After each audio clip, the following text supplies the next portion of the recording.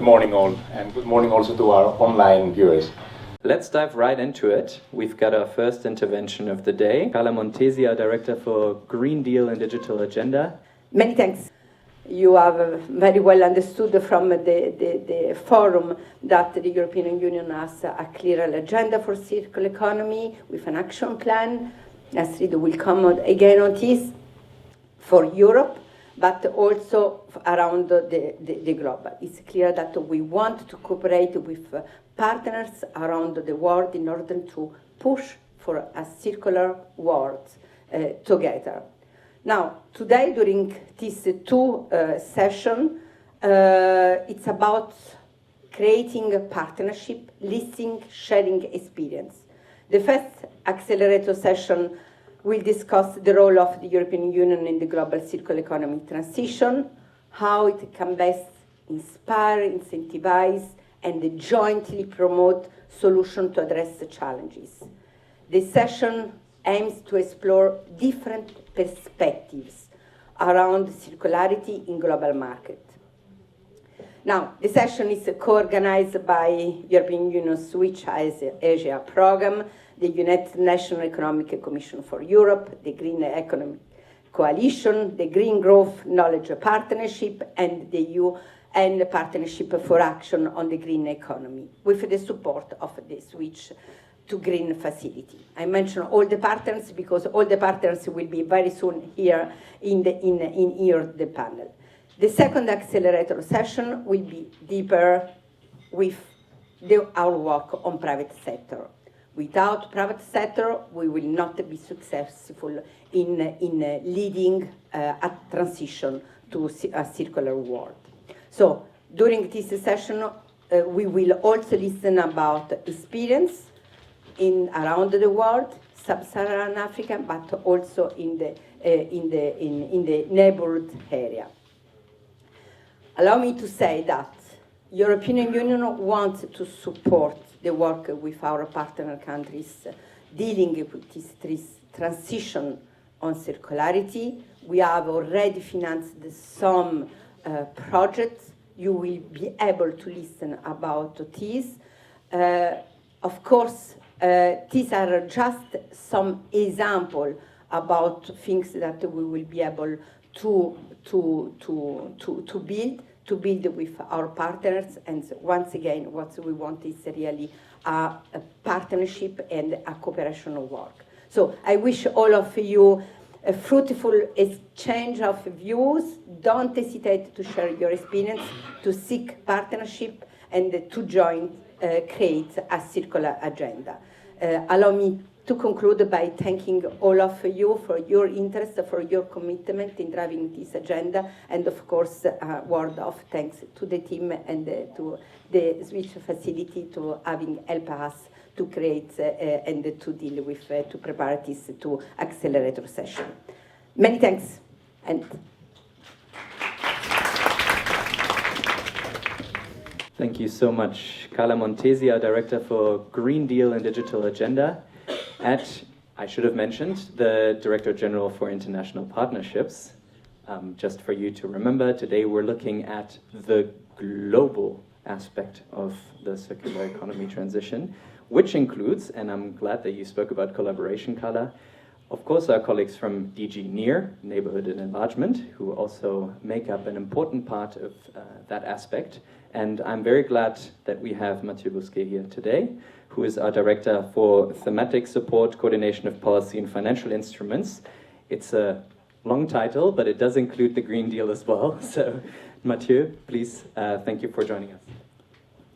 Thank you very much. I'm very happy to be here. Thank you very much also to Inpa and Anne, Carla and Astrid for making it together, because I mean it's an EU policy. This is very clear. This is where we are together. This is what we want to develop. So you Carla, insisted very much on three key words, which I want also to make mine. Implementation. Implementation, this is key. So now, I mean, we are not about a theory. We are to make concrete actions and to make, maybe I need to change one. I don't know. Okay. So we really need to focus on that, because it is only with implementing that we are going to drive the change we want. And for that, I mean, we need partnerships, as Carla mentioned, global alliances, with the partner countries. I mean, of course, the countries with whom we have most of our trade relationship are quite important, because circular economy is also looking at globally, and in that respect, of course, the enlargement of the neighboring countries are quite important, but not only, because this is a global issue. In terms of policies, I mean, with the enlargement countries, we have clearly an adaptation of our policies. This is part of the acquis, and circular economy will be an important part of a negotiation with partner countries. We want to continue working on that, and this is the only way that we are going really to achieve a circular economy for EU and at global scale. So aligning policies, partnerships, but also partnership with countries and partnerships between policymakers and private sector. So the second part of the accelerator,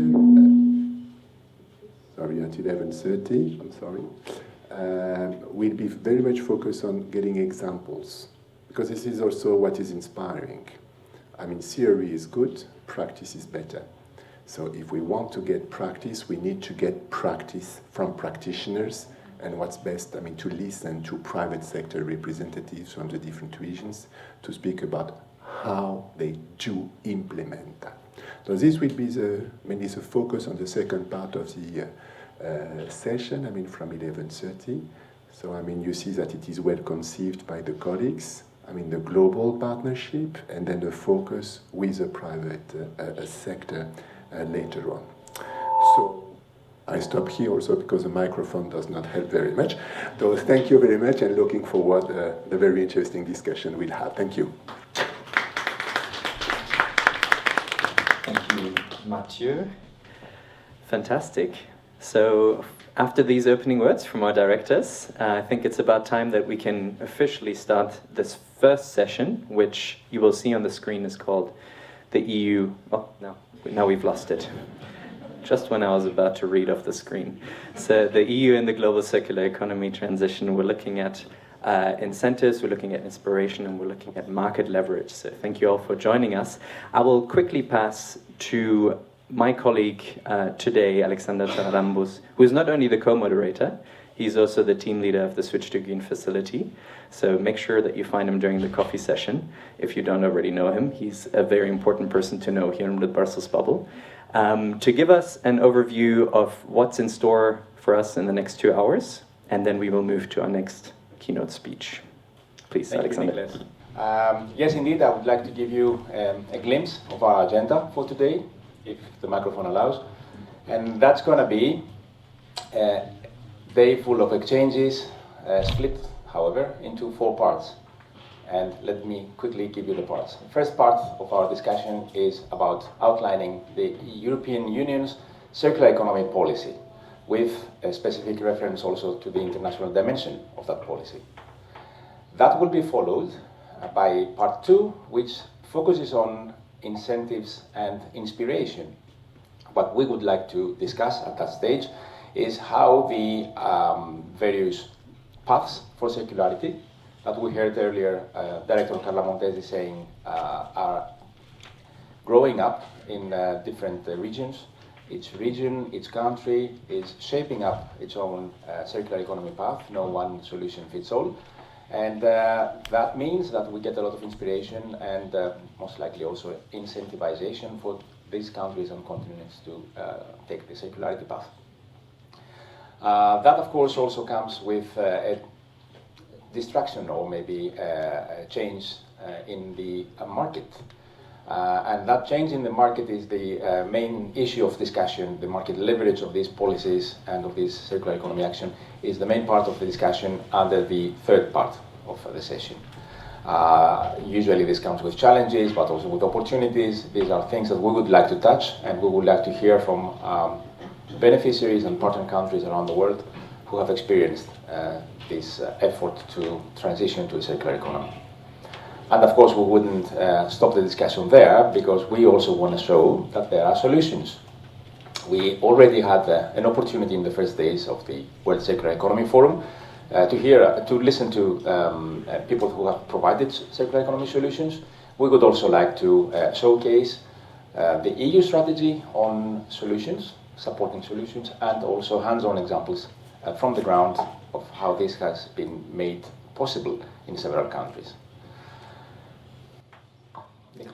Thank you, Alexander, to give us an idea of what's in store for us today. Let's dive right into it. We've got our first intervention of the day from our director, from yet another Director General. So you're getting the full experience today, this time from the Director General for Environment, Astrid Schomaker, who is our Director for Green Diplomacy and Multilateralism.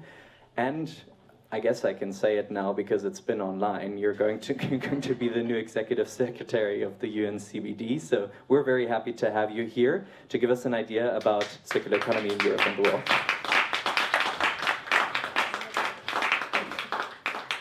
Thank you so much. Good morning, everybody. I'm also going to practice a bit with the microphone, where to hold it. And yes, it's super to be here. I wanted to share with you a little bit from the perspective of DG Environment, how we see the circular economy transition and how we would like to make it happen.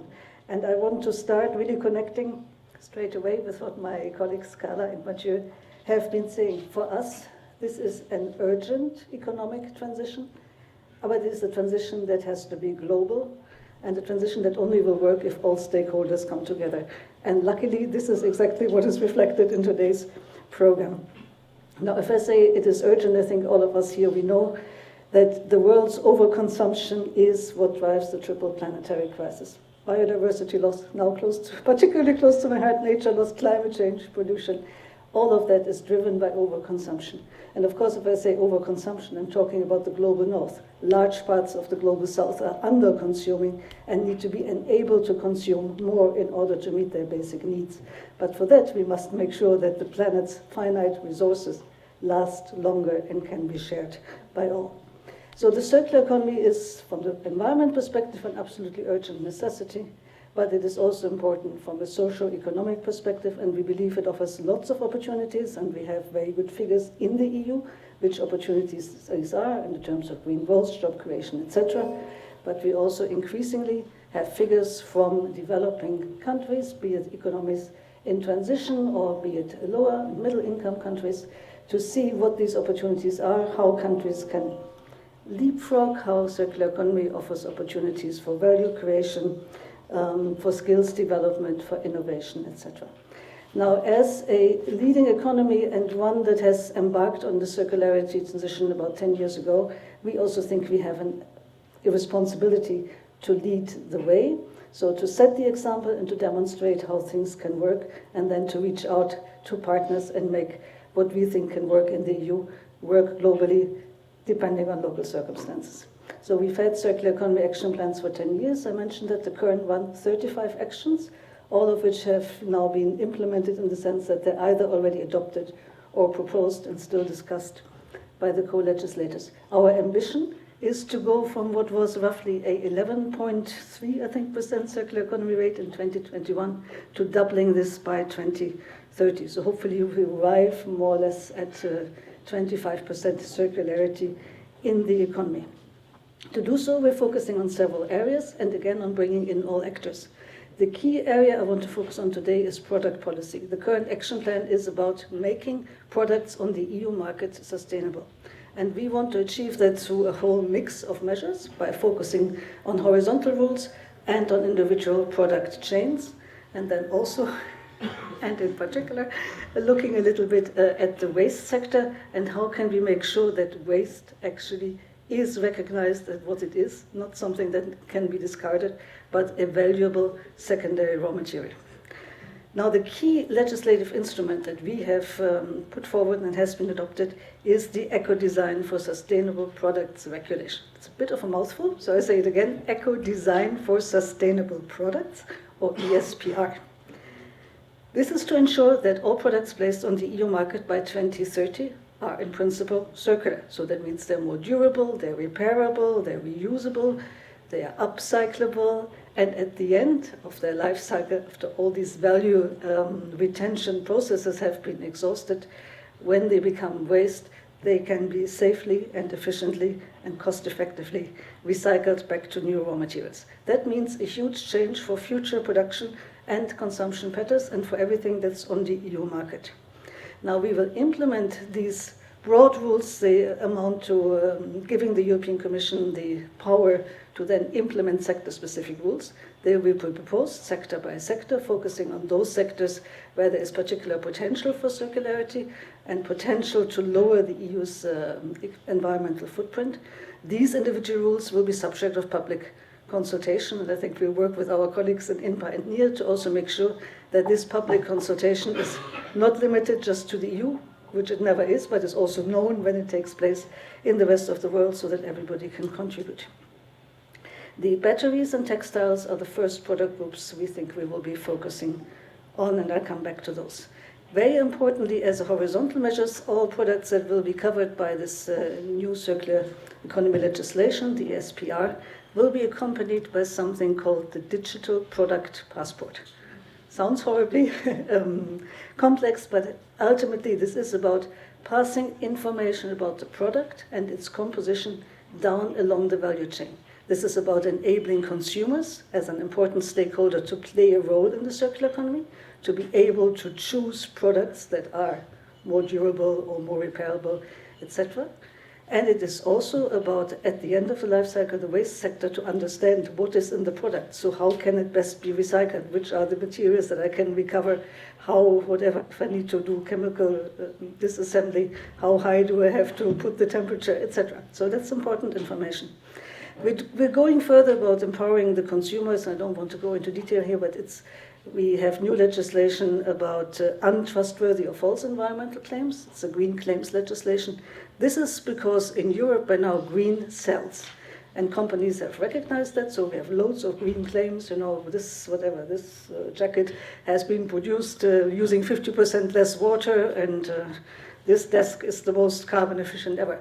So you'll put this in an advertisement and people buy it because they want to do good for the environment when they buy, and then nobody knows if it's true or not. So we said, okay, if you want to make a great green claim, that's great, but then let's have a methodology by which you prove that what you say is green is actually green. And we've also introduced a number of measures to make repair more attractive. In Europe today, it's virtually impossible to have an electronic product repaired. So that needs to change in the circular economy. Coming to the key value chains, I already mentioned a couple of them. Maybe I mentioned textiles and plastics here, just because they're very high on the radar screen. Textiles in Europe, we're discarding 11 kilos of textiles per year, every citizen. That is way too much.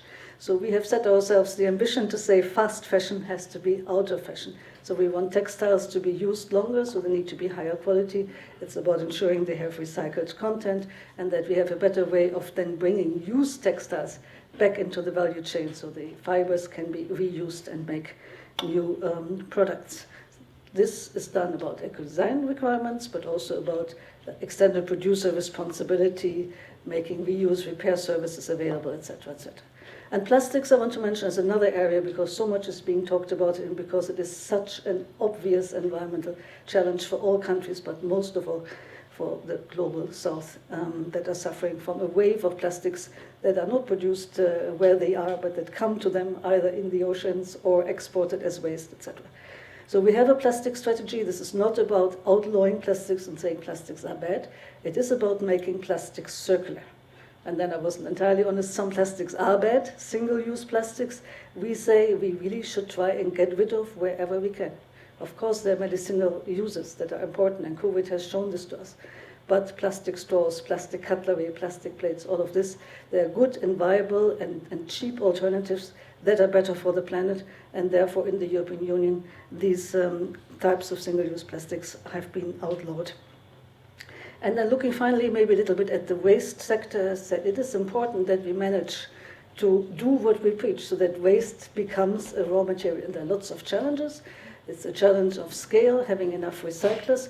It is also very much a challenge of the trust into the quality of waste. So secondary raw materials, does the market perceive them to be as good as a new raw material?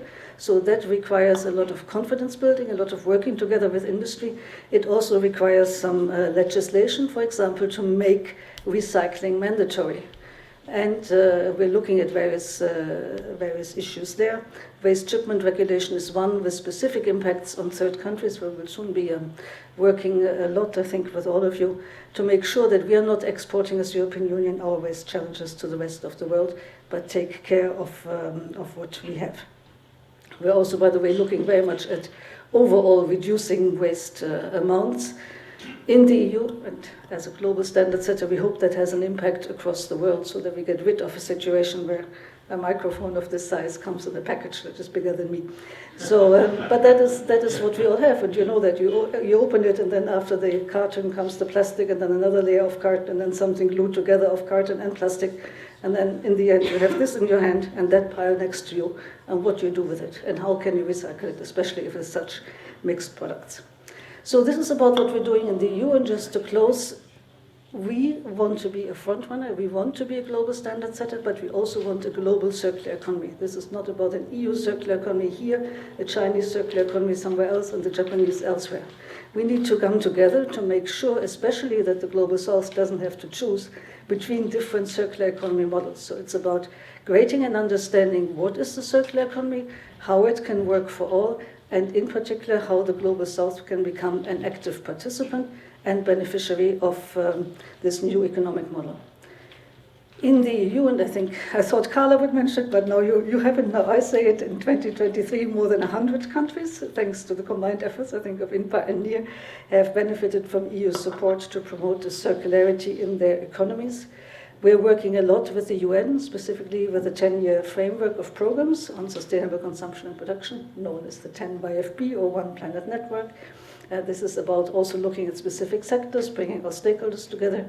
The Partnership for Action on the Green Economy is supported by the European Union, strengthening policies, global debate, and multilateral action on these policies.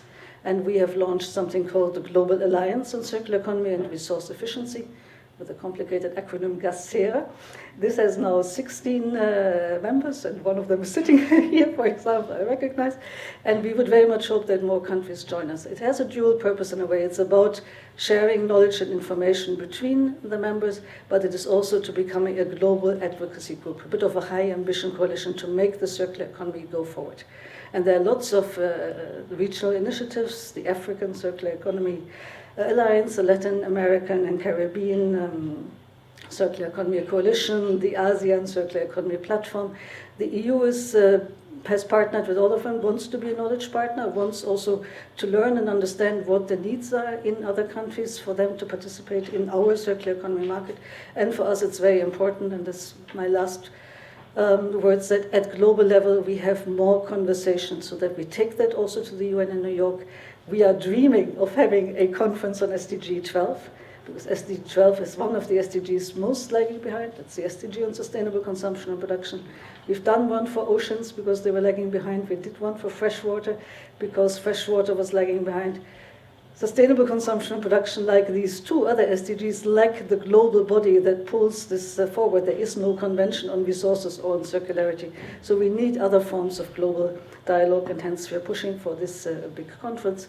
But if I say there are no global rules, luckily, hopefully soon there will be global rules. The Global Plastic Agreement, if that goes well, as it should, and as countries have committed to, we should, by the end of this year, have a first agreement that is actually a true circular economy agreement that looks at a very polluting but very necessary industry, seeing how it can be sustainable and serve the needs of all.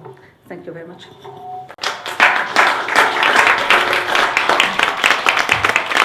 Thank you for setting the European Union's ambition to be a front runner, to lead by example, but at the same time, Europe does not act alone.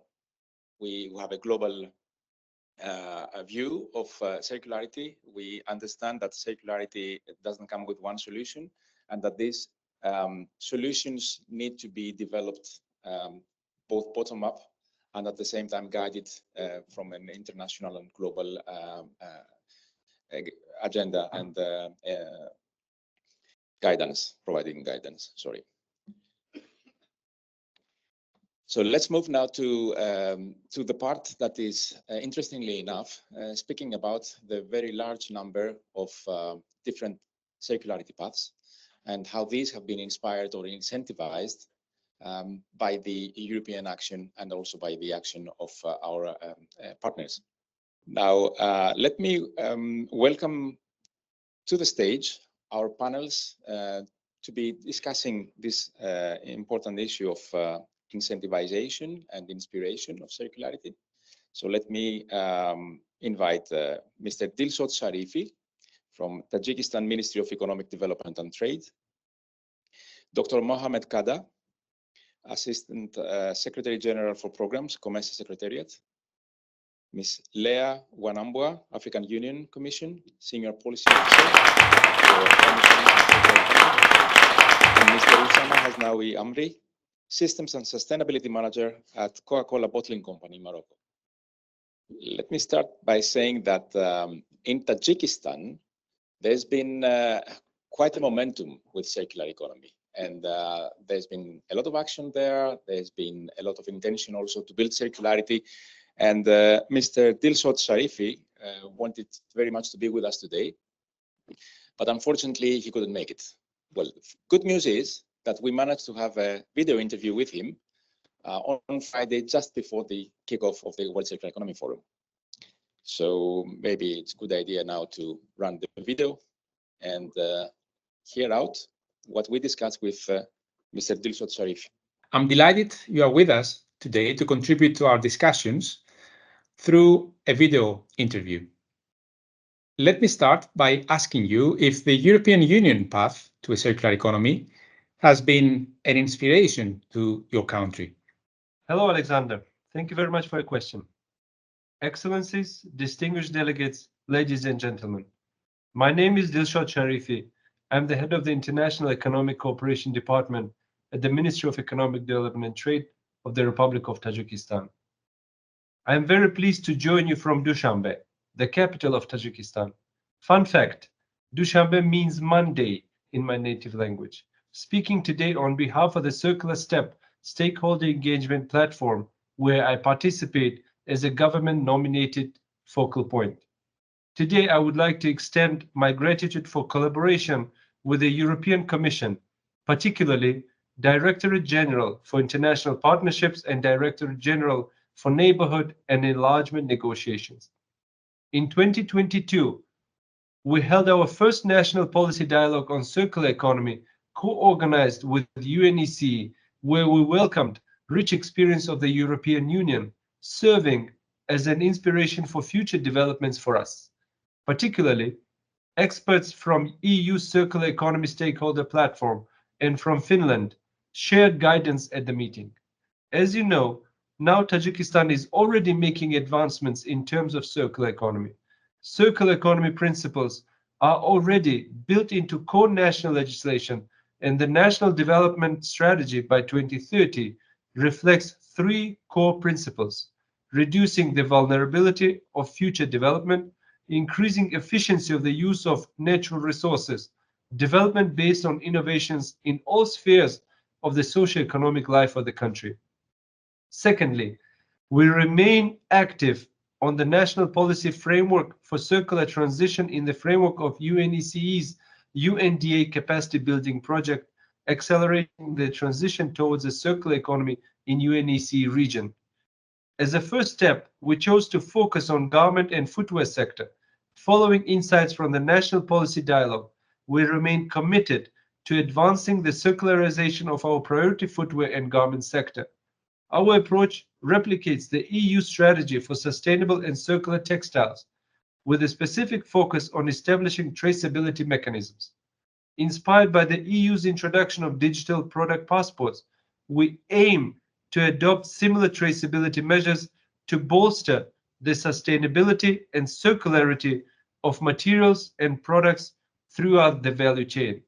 I am confident that the EU's extensive policies, encompassing a broad spectrum of sectors and industries, can be effectively adapted to support Tajikistan's ambition to circularize its entire economy.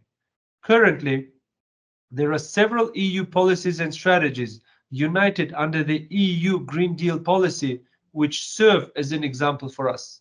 For example, Circular Economy Action Plan, adopted in March 2020, which is part of the broader European Green Deal initiative. It outlines measures across various stages of the product life cycle, from production and consumption to waste management and the market for secondary raw materials.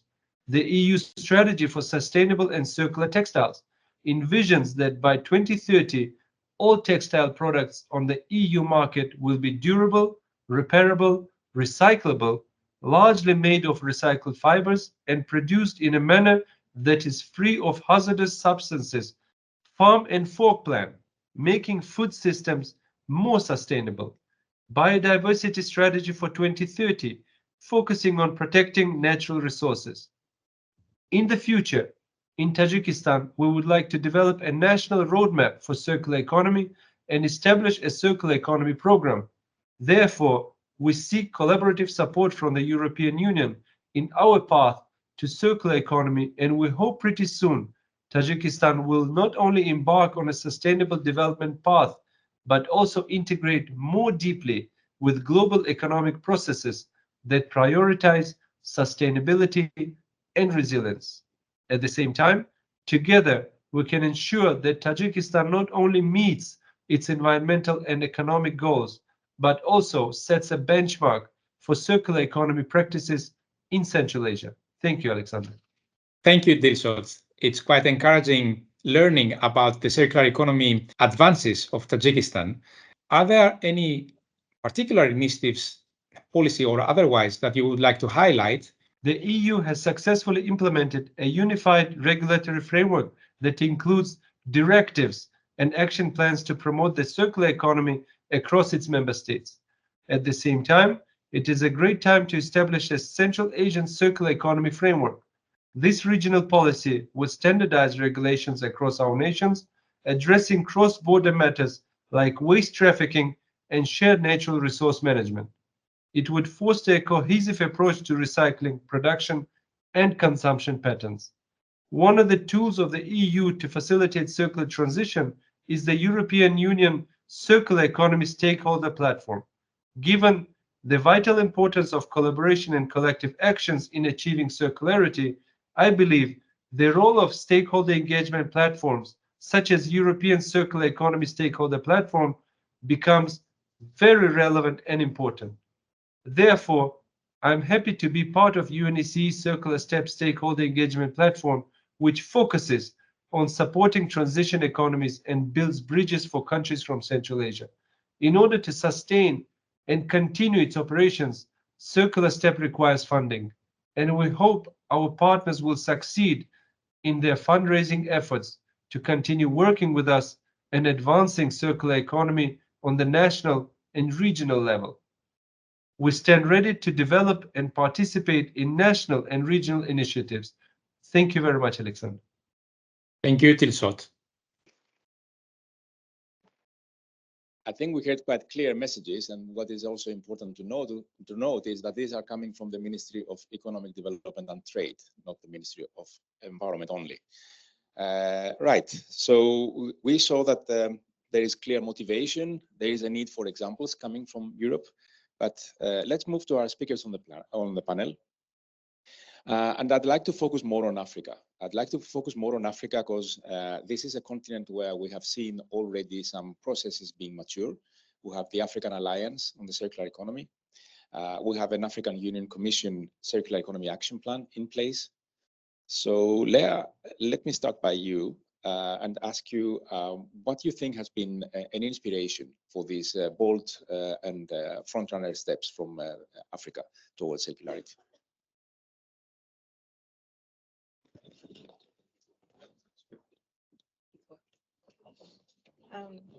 So first, good morning, everyone, and all protocol observed. Our representatives from the Carla here and Astrid. Should I just leave it? So, of course, I don't know. Go ahead, you can go. So I think the inspiration came from, I think, a backlog of challenges which have been affecting the continent. Of course, we are looking at waste. We did not call it at first circular economy, but as we know, if you visit pockets, different countries in Africa, the first thing you'd see, of course, would be lots of plastic bags hanging and flying everywhere. So it came from a waste management point of view, as I started trying to manage the waste. Of course, then there was inspiration from really close.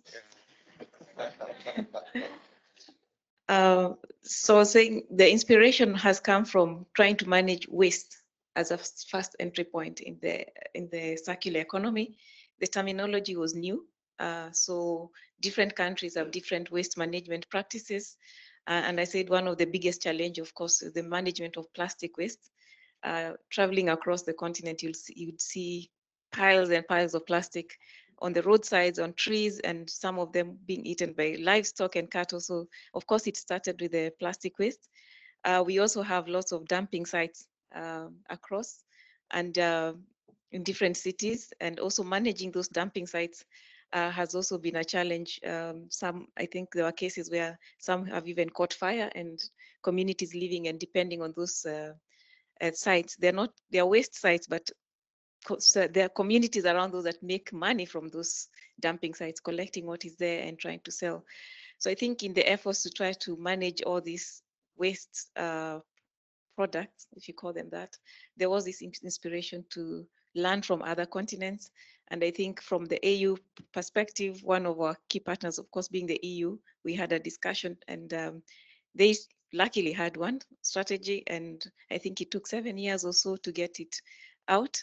From what we learned, and we thought, okay, if they could manage, then we'll try and follow this example and see if we could get a continental one, while also acknowledging that countries are at different levels of developing their circular economy plans.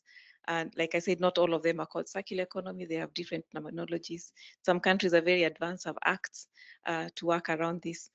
Of course, the political will was very key. You'd see, and most of the time circular economy has been linked to plastic waste as well. So countries who try to implement bits and pieces would go like start with banning of plastic, use single-use plastic, for example. But to get that, there's a lot of interest from private sector or push by the private sector. So in as much as the politicians would want to do something, there would always be challenges coming from the back door from the private sector. And so it was that trying to find a balance between the manufacturers and the politicians to get a to get aligned. So when countries were really tough on that and they found a balance, it kind of worked. But again, without that political process, it was not possible.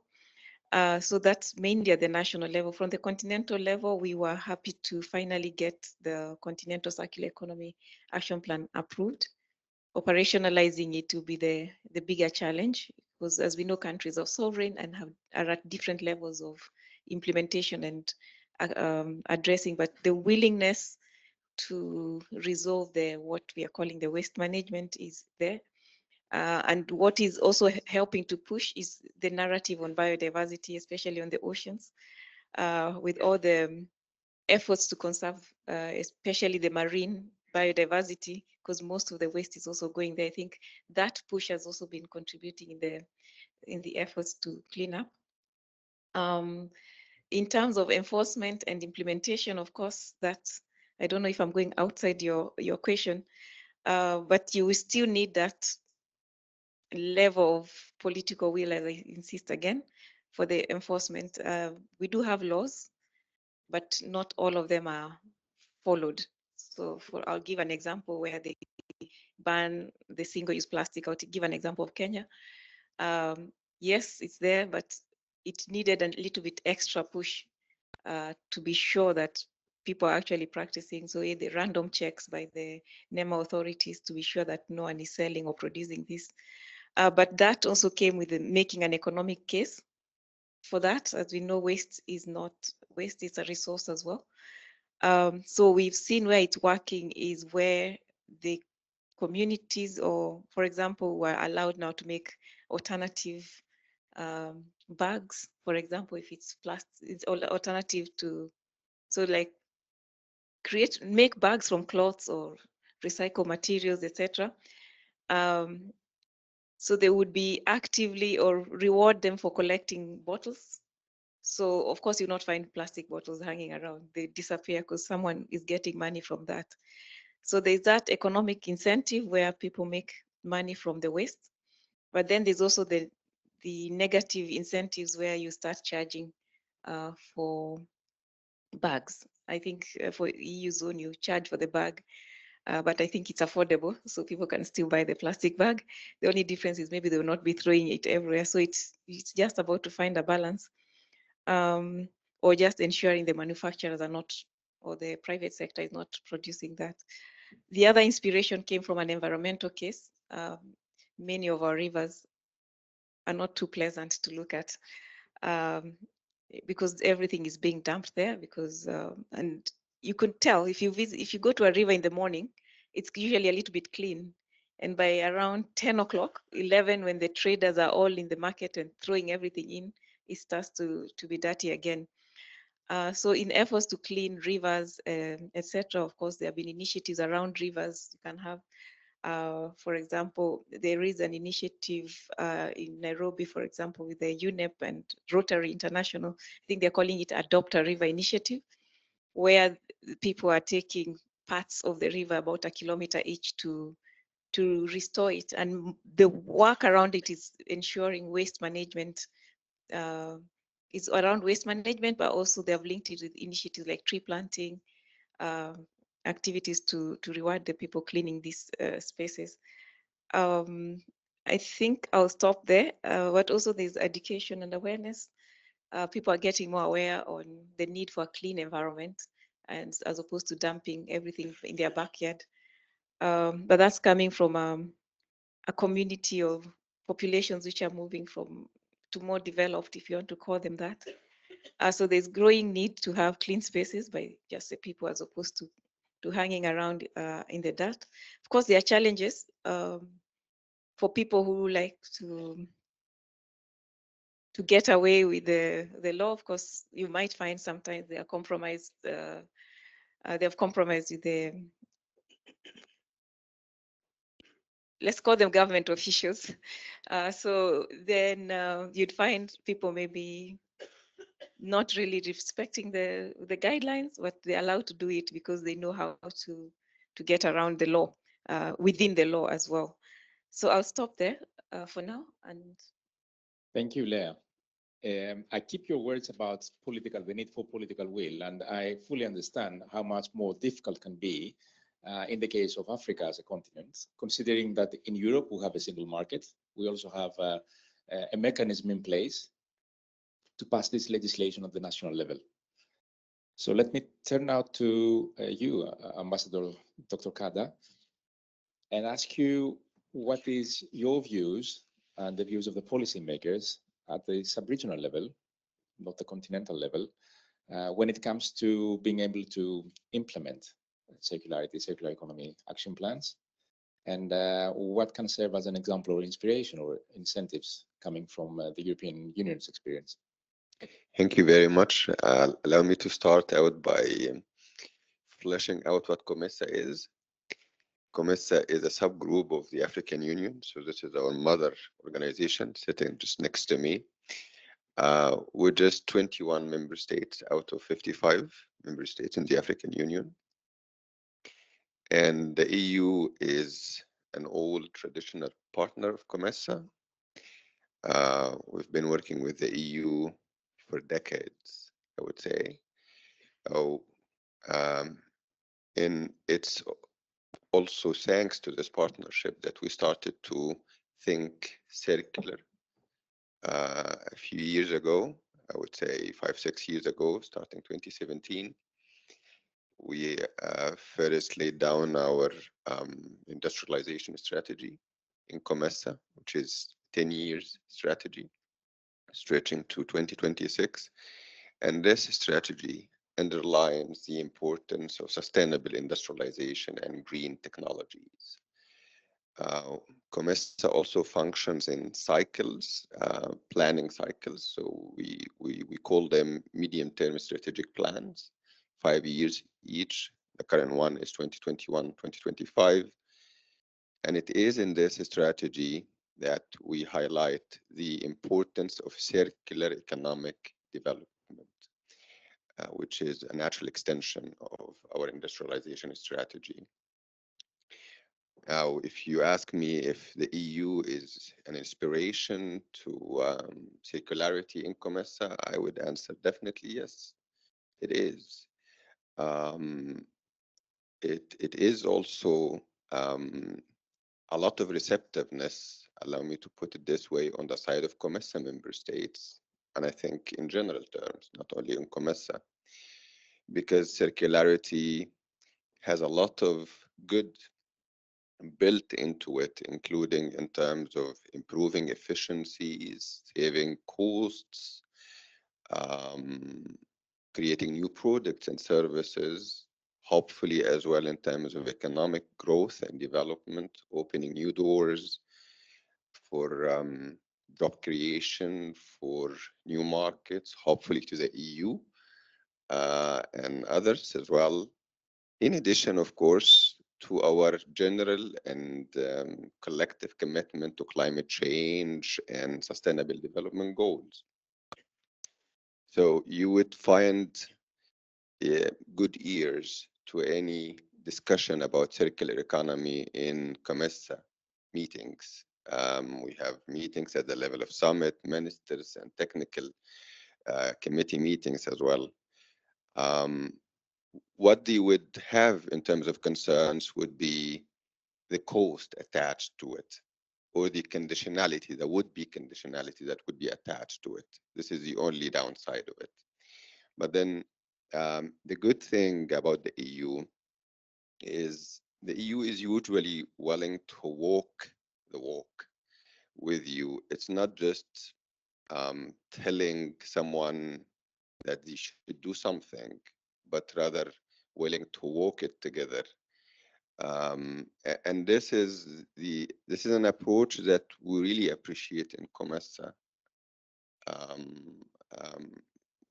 A very clear example of what I'm trying to indicate here is a couple of days ago we signed. COMESA was the first regional economic community in Africa to sign an agreement with the EU on switch to circular economy. It's a 5 years program, 40 million euros program, and it does address most of the needs that member states would have in mind about circularity and the circular economic development. Allow me to highlight the main focus areas of this very quickly. The specific 3 major specific objectives: to establish an enabling policy framework for circular economy across East and Southern Africa, enhance the participation of formal and informal workers and SMEs, including women and youth, in circular economic models, and then improve access and use of financing by circular economic businesses. And this is the main chunk of it. This is like more than 60% of the 40 million euros support to business. And it is through business that you can make a difference. Now, we also hope in terms of implementation, there's a lot of discussions, forthcoming discussions to flesh out the details of this program. We hope that this will also reflect positively in terms of poverty reduction, would make it attractive to the poor, to people in COMESA member states. There is a lot of economic difficulty for the time being. Now, it is clearly highlighted that this will include, at least given the words of the commissioner, the EU commissioner herself, would include plastics, electronics, and textiles. We hope that this can also extend to food, not reprocessing food, of course, but using food waste. We all know that Africa had a huge problem with fertilizers during the Russia-Ukraine war, because most of our, although Africa is very rich in terms of land and fertile land and so on, but it turned out that we import most of our fertilizer from Ukraine and Russia, because it's our fertile land is not properly used. And chemical fertilizers. Yeah. So this can be an input into fertilizers. Thank you very much. I'd like to stop here. Thank you very much. I keep the words walking together, and I know the African proverb saying that walking together doesn't get you fast, but it gets you far. And I think this is a very promising message. Is it the same perception also in the private sector, Osama? What is your view on that? So, good morning, everyone. So, I will say this. I will tell the story before answering directly to your question. Equatorial is Coca-Cola bottling in North and West Africa. And we have a global goal from the corporates for the world without waste is, first of all, to have all our packaging recyclable, is to collect 100% of our packaging and to use recycled content. So this is the global goal. Now and this is when we see our goal versus what the EU is in terms of regulation is doing, we are talking about the same goal. But when we are talking now operating this in our countries in North and West Africa, so the EU, let's say, it's an enabler. It's really an enabler because it's allow us to go fast in terms of implementing our goals. And I will talk about the first example, the EPR. So the EPR is something for us is an inspiration. What happens in Europe, it's an inspiration in terms of the mistakes that happens in Europe to be able to establish and to set an EPR model that will work day one.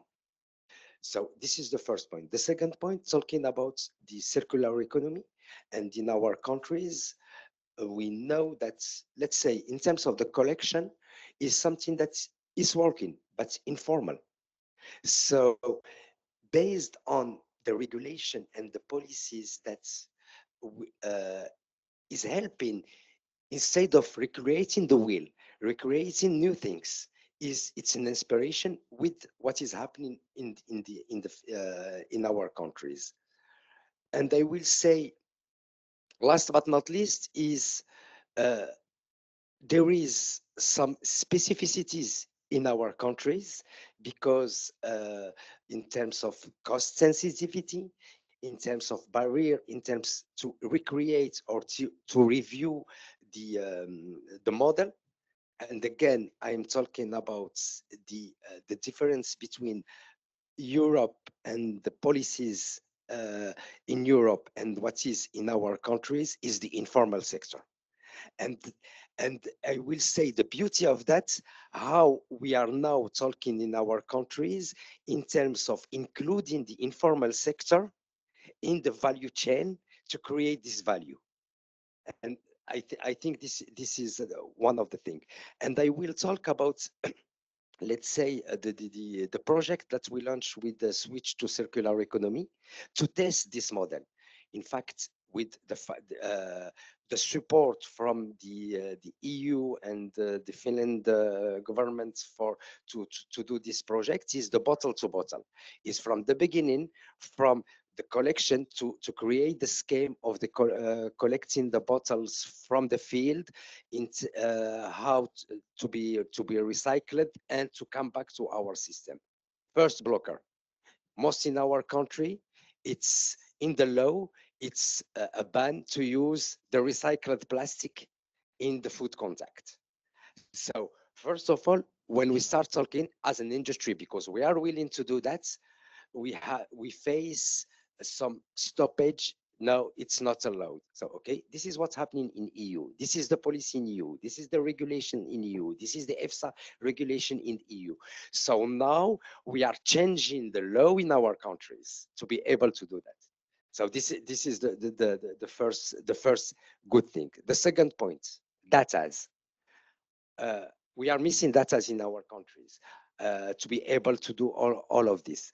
And the same, the way how we do it is with the support of this program to have high expertise, let's say consultants or whatever, to be able to have this kind of expert in terms of traceability. We talk about the traceability because it's one of the key points. So we are, again, to summarize, we are learning a lot, and for us is an enabler to go fast because we don't have time to save our planet, so we have to go fast. Thank you. Great. Thank you, Sama. Indeed, I think that both sides are learning in this process. And we should not forget that a few years ago, also in some member states in Europe, we also had similar regulation, not allowing recycled food-grade plastic to be used. Right. Well, with that, I think we have a very good understanding of entry points for circular economy policy processes, entry points for circular economy private sector action as well, and how this has interact with front-running initiatives from the EU and further support. I'd like to thank you and thank our panel. Please, a round of applause for our panelists. And hand over to Nicholas for some interaction with you and the online viewers. We're gonna want to get some input from you in a Slido question. So make sure that you either take the QR code or you log in directly through your browser to our Slido. And we want to hear from you.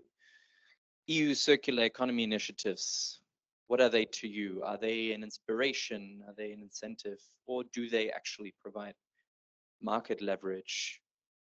Where does it fall in your specific context? We're keen to hear from you. We're keen to understand.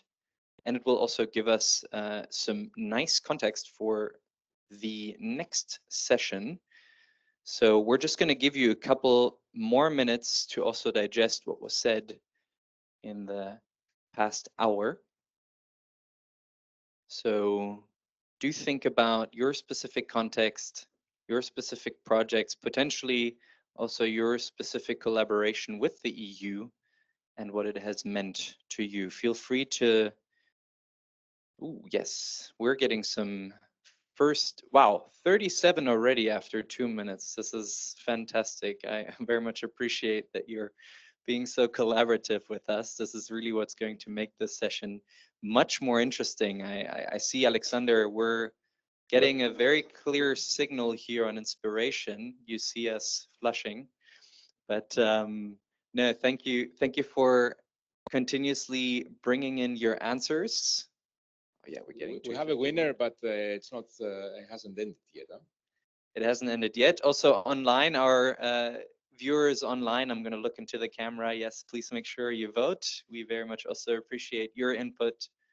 Of course, we're very much thinking of you as well. We're going to keep this open for a little bit, but maybe, Alexander, it's time you invite your next guests on stage where you will discuss also. That's a great idea, Nicholas. Yes, indeed. Well, we see the results. We all have some thoughts about them. So we would like to see some reactions. And let me start reactions with two speakers that have very good experience from the ground. They have very good experience from managing programs that are implementing circularity in Asia and in Africa. I'd like to call Guy Janaway, Desk for European Commission Directorate General International Partnerships, Desk for Japan and Switch Asia Program Manager, and Matthias Reusing, or Reusing, the name for circular economy. EU delegation to Zambia and COMESA. Guy, let me start with you. I mean, we see that I'll sit as well. Maybe you want to each other together. You know, I used to play football with now.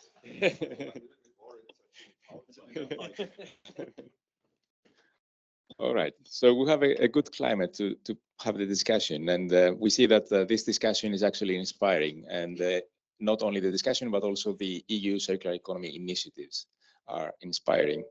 At the same time, we see that there is a kind of an indication of a market leverage that is having an impact.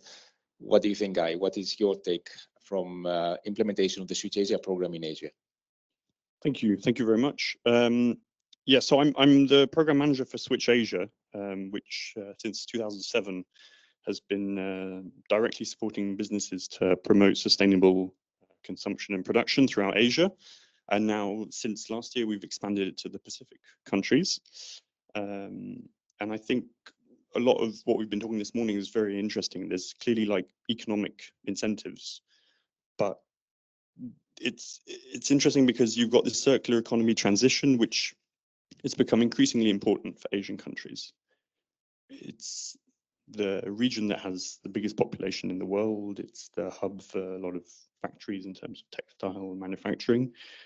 And as we heard, I mean, governments introducing national circular economy policies and strategies, and the businesses do recognize the need for this transition towards circularity through strategies and actions to remain competitive. So there are these economic incentives, but circular economy means different things to different people, right? And so it's finding this common definition. Maybe it's trying to inspire people to create a common definition, but also through businesses, policymakers, and consumers. Just very briefly on Switch Asia, we have the grant project on the one hand, and we've got Mr. Zaidi here from Solidaridad, who can tell us a bit later about the leather industry in India. That was funded by the EU's Switch Asia. But on the other hand, we have a policy support component, and it's what they're doing is they're currently documenting cases and mobilizing business cases in ASEAN, the Association for Southeast Asian Nations, and soon other regions. We're going to probably move into the Pacific region. And so this helps shape policies more rapidly and effectively. And I think one of the objectives is that we'll have 100 business cases that we can showcase in the coming months on our website. So I'll keep it. That's everything for now. Thanks. Thanks, Guy. It would be very interesting also to learn more when we have these results, of course, about potential challenges, lessons learned of projects that the Switch Asia program supports on the ground. And that's something also we would like to know for Africa. And we have this new switch to circular economy in Eastern and Southern Africa that is being ready to launch in the coming months. But Matthias, what is your take of the results? Maybe first of all, for those of you who don't know me, we used to be colleagues in the Pacific actually, and I think 6-7 years ago we launched an ocean plastic program in the Pacific region and the Pacific EU Marine Partnership, which also goes into that. But now let's look from it's this survey. Inspiration clearly the winner, and I think that's where we are in. But I think still in Europe, unfortunately, but especially in Africa, inspiration, I think we have to be partly inspired by the past, by our parents, our grandparents, our childhood. Circular economy is nothing new. It is something very old. I grew up, I think, in a quietly certain circular economy. Many of us, the older generation, and then we had an age of plastic and innovation and globalization and whatever. It doesn't mean that we don't support globalization, but it went in many directions wrongly. Overconsumption, overproduction. In Africa, we're in the middle of it because I think we heard it this morning. There's an urge to catch up, of course, to develop. But what is development? Is it development, as we have done, a carbon intensive one, a resources intensive one, or can one learn? And that's a hope I think we have from Africa. Africa has experience with leapfrogging, from no phone to smartphone. There was no urge to have a landline. I think many of us, we experienced landlines for 30, 40 years. We had also black and white TV and whatever. So there was a jump from no phone to smartphone. So why not jumping from, let's say, low economy to circular economy? Because many African people, I think, especially in rural areas, they live circular. They use plastic bottles even to plant trees, to plant seedlings. But when you move to the cities, I think we have a big problem. People, development is kind of big SUV, throw out the plastic bottle out of the car. We in Zambia and Lusaka, we had now a cholera outbreak, and we have a drought as well. But the cholera outbreak is directly linked to plastic because before the rainy season, the plastic is in all the culverts and whatever. Then the rain comes, it blocks, and that's the perfect breeding ground for all this. Yeah. So yes, we have to be inspired by the past. We have to repackage it. I think that it's not old-fashioned, that it is something good, and we just have to reinvent a little bit ourselves to become more sustainable. I don't know if you want to, I cannot say something to the incentives, that's very clear. We need more incentives to provide incentives, access to finance, that's very clear. Market leverage, yes, EU policies. And I'm going a little bit beyond the action plan, and we have the EU deforestation-free regulation. We have the global supply chain now. And I think that's very important policies, but they are conceived, first of all, as trade barriers. So we need to come along, and I think Ambassador Kadach said exactly that. We do not come along with just new regulations, but we come also along with support to walk the talk together. Yeah, thank you, Matthias. I think it's quite a message that inspiration is the main, let's say, driver of the circular economy initiatives happening in Europe, and that's also something that makes us think: what actually are we inspiring? Are we inspiring a behavioral change that is going to be helpful for other countries and continents? Are we inspiring the right business models? Are we inspiring the right policies? An additional message can also be that we need to move from inspiration and move fast towards providing the right incentives or understanding the incentives towards creating the market leverage. So what better now for our session to move into solutions, to find out how we can actually achieve all this that has been the reaction from our poll. Thank you very much, Matthias and Guy. Thank you, Alexander. Yes, give him a hand.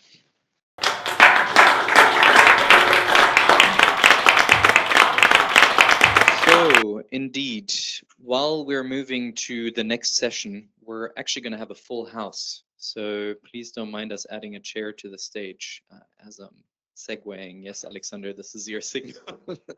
Also to try and create some space here, because what is it that we want to do now? We want to actually make this more concrete. We're going to give you some concrete solutions from the very different levels of engagement that we have at bilateral, at regional, but also at global level.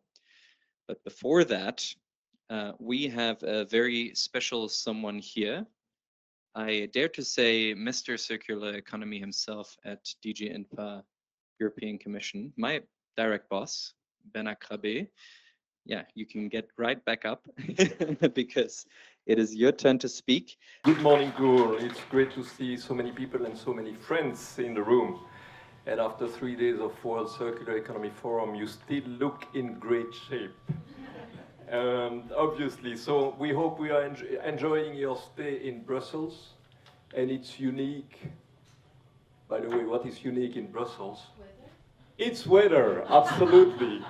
So you could see that we can have the 4 seasons in one day in Brussels. So we have seen that indeed this is a global agenda. This has been stated by Carla, by Astrid. Things are moving fast across regions and inspiring things across regions. By the way, my response to this inspiration question is that I am inspired by what I see moving outside Europe, primarily. And I'm inspired by the circularity of some economies beyond Europe, and by what we see in the private sector. the private sector is not waiting for policymakers. You see a lot of momentum there as well. And indeed, as you can see on the slide, the EU is actively supporting what is moving outside Europe. And that's my comment. I will tell you a few words about how we do that beyond Europe.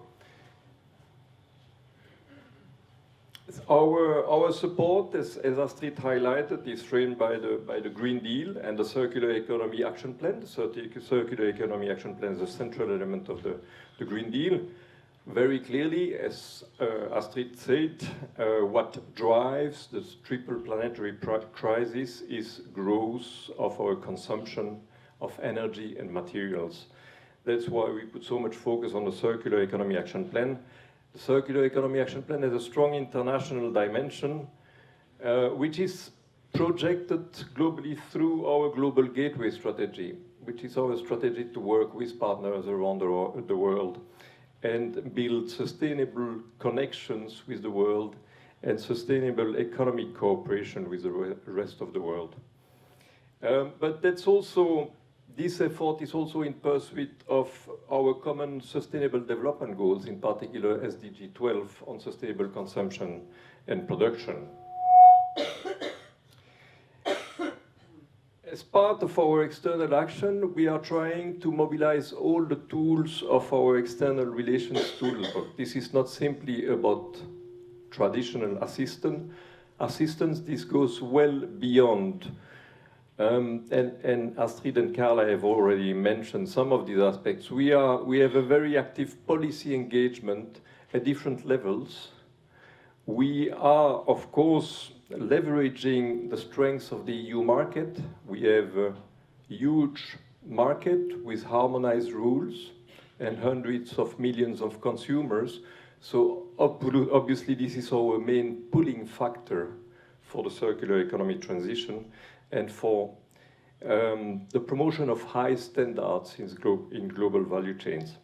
We complement these two important aspects with technical and financial assistance. And increasingly, we use our financial assistance to leverage investments, both private and public investments, at scale through the European Fund for Sustainable Development. But let's talk about policy first, because everything we do is driven by policy approaches. And these slides reflect a bit the diversity of our policy engagement. And I think Astrid mentioned, we are very actively engaged in global and multilateral fora, the G7, the G20, the UN Environmental Assembly, although the last one was not as successful as we have expected, but we will continue working with partners on promoting this agenda at that level. We are actively engaged on the negotiation of the Global Plastic Agreement. We are a member with like-minded countries of GACERE, this was mentioned, but also importantly, we are a member of regional platforms as well, and we are actively engaging with regional platforms, the African Circular Economy Alliance, the Latin America Coalition on Circular Economy, and also the ASEAN platform on that. Finally, we use what we call our green diplomacy at various levels, but also particularly at the bilateral level in order to promote this agenda. Talking about our financial and technical assistance, you see here a bit the elements of strategy. I was supposed to talk about solutions. Well, solutions will come after. I am talking about means and overall strategic framework here. Sorry not to be more concrete and bring you the solution to your daily problems here. But this is our overall strategic framework. As you can see, we act at different levels, the global, the regional, and the country level, along 4 pillars that you can see on the screen. First, supporting the development and implementation of policies and regulations that are conducive to the circular economy transition. Secondly, indirectly supporting the private sector in going circular. Thirdly, promoting access to finance, obviously. This is a key element of successful business and successful transformation. We have seen that going circular may entail and often entails investments. And finally, we promote civil society engagement, notably through the Green Economy Coalition that is here in the room today as well. Finally, as I said, increasingly we are mobilizing the investment agenda to support the circular economy transition. We have a broad portfolio of programs. You can, well, many of these global programs and regional programs are represented in the room. At the global level, we are supporting initiatives like the Green Growth Knowledge Platform, the Green Economy Coalition page that was mentioned, and that has been an early promoter of circular economy. And a program as well that is piloting circularity in global value chains together with UNIDO and a number of partners, which is called Switch to Circular Economy Value Chains. At regional level, and this has been traditionally, historically, our main support to green and circular economy, we have the Switch programs, which is a family of programs operating in different regions, Switch Asia, Switch Med in the Mediterranean, and Switch Africa as well. Finally, in Latin America, we never succeeded to have a Switch Latin America, but we have increasingly the equivalent. We have a strong circular economy focus in our program, Alinvest Verbin. And finally, what is really growing and what has been the trend in the last years, it's a growing portfolio of country-level actions. And these are illustrated on that slide, where you can see that as the EU, with partners, we are contributing to paint the world map with different shades of green. Going from the light green, these are the countries where we have programs below 5 million euros. Through different categories, you can see then the category from 5 to 10, above 10, and then finally above 50 million euros for the dark green programs. So it's definitely a growing family of programs. Currently, as was mentioned, we are working, if we combine these country programs, the regional ones and the global ones, we are working with about 100 countries on promoting a green and circular economy. These are the numbers, not the solutions yet. Sorry to disappoint you, but speakers after me will bring the solutions. You can see that over the last 3 years in particular, and we work through a 7 years programming cycle, over the last 3 years we have had a number of country programs that have been shaped strongly by the Green Deal ambition, and that include circular economy elements. You can see that we have now, over the last 3 years, taken financial commitment in above 70 programs, in country programs, for a total of 1.6 billion euros. So that's a very substantial growth of our portfolio. Nevertheless, and I would conclude on that, I think we should not be complacent. This is only the beginning. The taste of it will be in the implementation, obviously. We will need to sustain this effort. Our way of doing international partnerships is changing, and through these changes, we need to maintain this support to the circular economy high on the agenda. We need as well, besides this circular economy portfolio, we need to make sure that we mainstream circular economy in everything we do on economic governance, private sector development, and so on. And finally, last but not least, we need to do much more in order to mainstream circular economy in our external investment agenda. That will be, I think, one of the key challenges ahead of us. Thank you for your attention.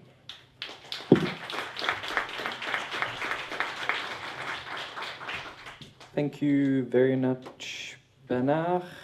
And now we will actually get to the solutions part. Yes, we will hear from some very interesting direct experiences from our EU support around the globe at bilateral, regional, and global level. And I'm very excited, actually, for us to have a lively and large panel for the next 30 minutes here with us. I will call them up one by one. We will have Tatir Zaidi, please. You can give the speakers a hand while they're coming on stage. We have, he's, by the way, he's the head of the MSME and leather portfolio at Solidaridad Asia, which we spoke about earlier. Then we have Ms. Elisabeth Türk, who's the director of the Economic Cooperation and Trade Division at UNICE. Then we have Veronica Torres Puentes, who is the sustainability manager at the Santiago Chamber of Commerce. Then we have Hannes McNulty, who is the manager of the Green Industry Platform at the Green Growth Knowledge Partnership. Then we have Sofia Martinez, who is the Global Policy Director of the Green Economy Coalition. And we have Kagato Mokoena, who is the Chief Director of Chemicals and Waste Policy at the Department of Forestry, Fisheries and Environment of South Africa. We will now hear elevator pitches from each of our speakers. I'm saying elevator pitches, but please don't imagine a 300-story building, since we are obviously under a tight time limit. But we're going to be looking forward to 5 to 7 minute interventions, and we're really going to get into the thick of it. What does it mean to work with and together with the European Union on different programs and projects around the world at bilateral, regional, and global level? Alexander will take it away for now, and then we'll be switching around as we interview our panel. Alexander.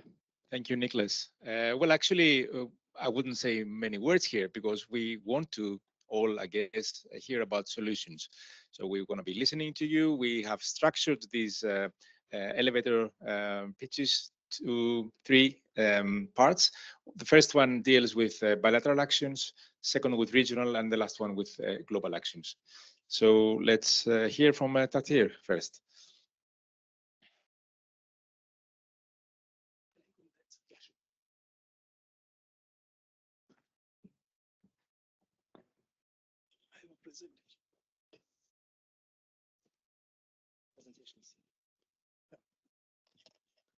So a very good morning to all of you. At the outset, thank you very much, Commission, European Union, to provide me this opportunity to be a part of this meaningful conversation. I really enjoyed last 2 days, and pleasure to be here. So I represent the organization Solidaridad.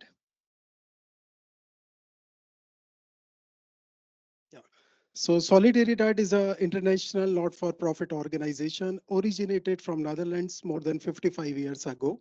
Now we are working in around 52 countries across the globe through different regional headquarters located in Asia, Africa, United States, Europe, and we are working primarily in number of agricultural and industrial commodities as far as the sustainable supply chain is concerned.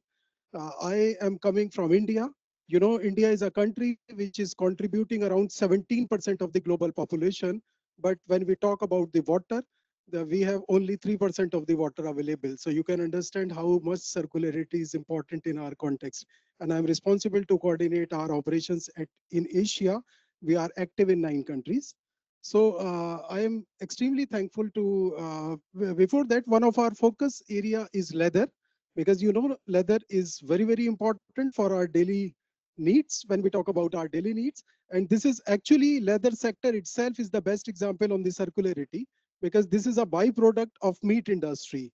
So this is being used for the circular reasons and for our to fulfill our daily needs. And when I talk about the significance of this sector in the context of India, so India is the second largest exporter of the saddlery products, 4th largest exporter of the footwear products. Similarly, so it has a global significance, and it is providing employment to more than 4.5 million people, including 30% of the female workers. So this is the significance, but at the same time, because of the operational nature, there are so many pollution related issues, environmental issues, and RDJ environment ma'am mentioned very adequately very important issues in the opening session.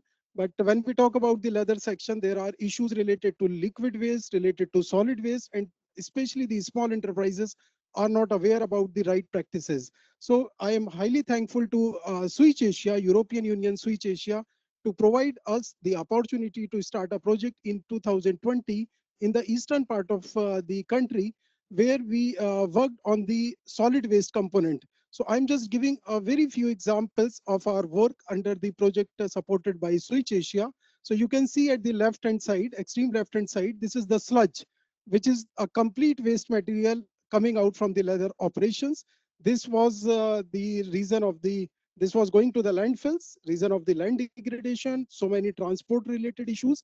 We scientifically demonstrated under the ambit of this project that this waste can be utilized in making of floor tiles, the paver blocks. So one point of time, and this particular innovation is being endorsed and evaluated by the government representative.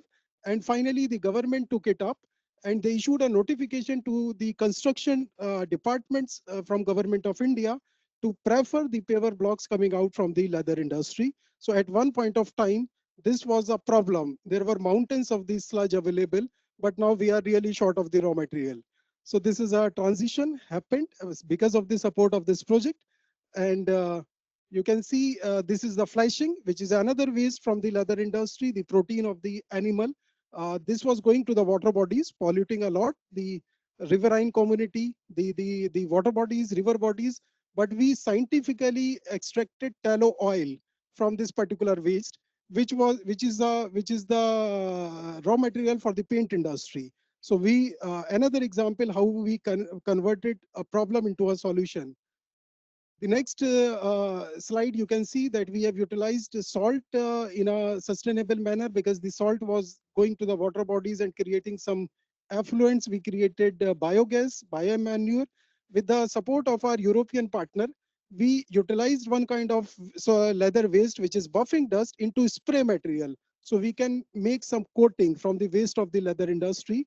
And again, we came out with some leather-like products from other kind of leather waste. I brought a few articles from India. You can see there at the left-hand side. And behind you. I'm happy to show. This is the tile, what we made from the leather waste. So you can see here, thanks to our partners and Switch Asia as well. This is one of the article what our women artisans made. So a leather wallet for the females. So you can see other articles there. So these are few of the beautiful articles our women artisans made. This is from the complete leather waste. And recently there was an international leather fair in India where one of the component was a fashion show. So the models brought these products and they said the waste to fashion articles. Finally, we established the Center of Sustainability in India, which was inaugurated by a team leader delegation of the European Union India, Mr. Johan. You can see that in this particular center, we established the prototypes of the circular models. So anybody can see and learn and get an exposure. How can they convert different kind of this waste into valuable products? You can see here the paver tiles, the floor tiles, again came out from the leather waste. Finally, whatever we are doing, we conducted third-party evaluation by TUV SUD German entity, and they came out with this exciting figures with only 2 or 3 innovations. 150 tons carbon dioxide equivalent per tonne is being saved with these a few innovations. While we calculated that there is a potential of 500 tons, and now we are going to the next level on that. These are our EU Switch Asia partners from Italy, from Netherlands, from other parts of the Europe and India. Before I close, similar initiatives we also done on the water domain. Because of the time constraint, I'm not going into all those. And now we are exploring the possibilities to replicate all these learnings to the South and Southeast Asian countries. So I'm really thankful to European Union, Switch Asia for this opportunity, to all of you for your patient hearing. Thank you very much. Thank you, Tatir. We are also grateful for the inspiration that you are providing us. Is really reacting to what we had before as a poll. Inspiration comes from all sides. Let's move now to another region. Let's move to the UNESA region. Elizabeth, the floor is yours.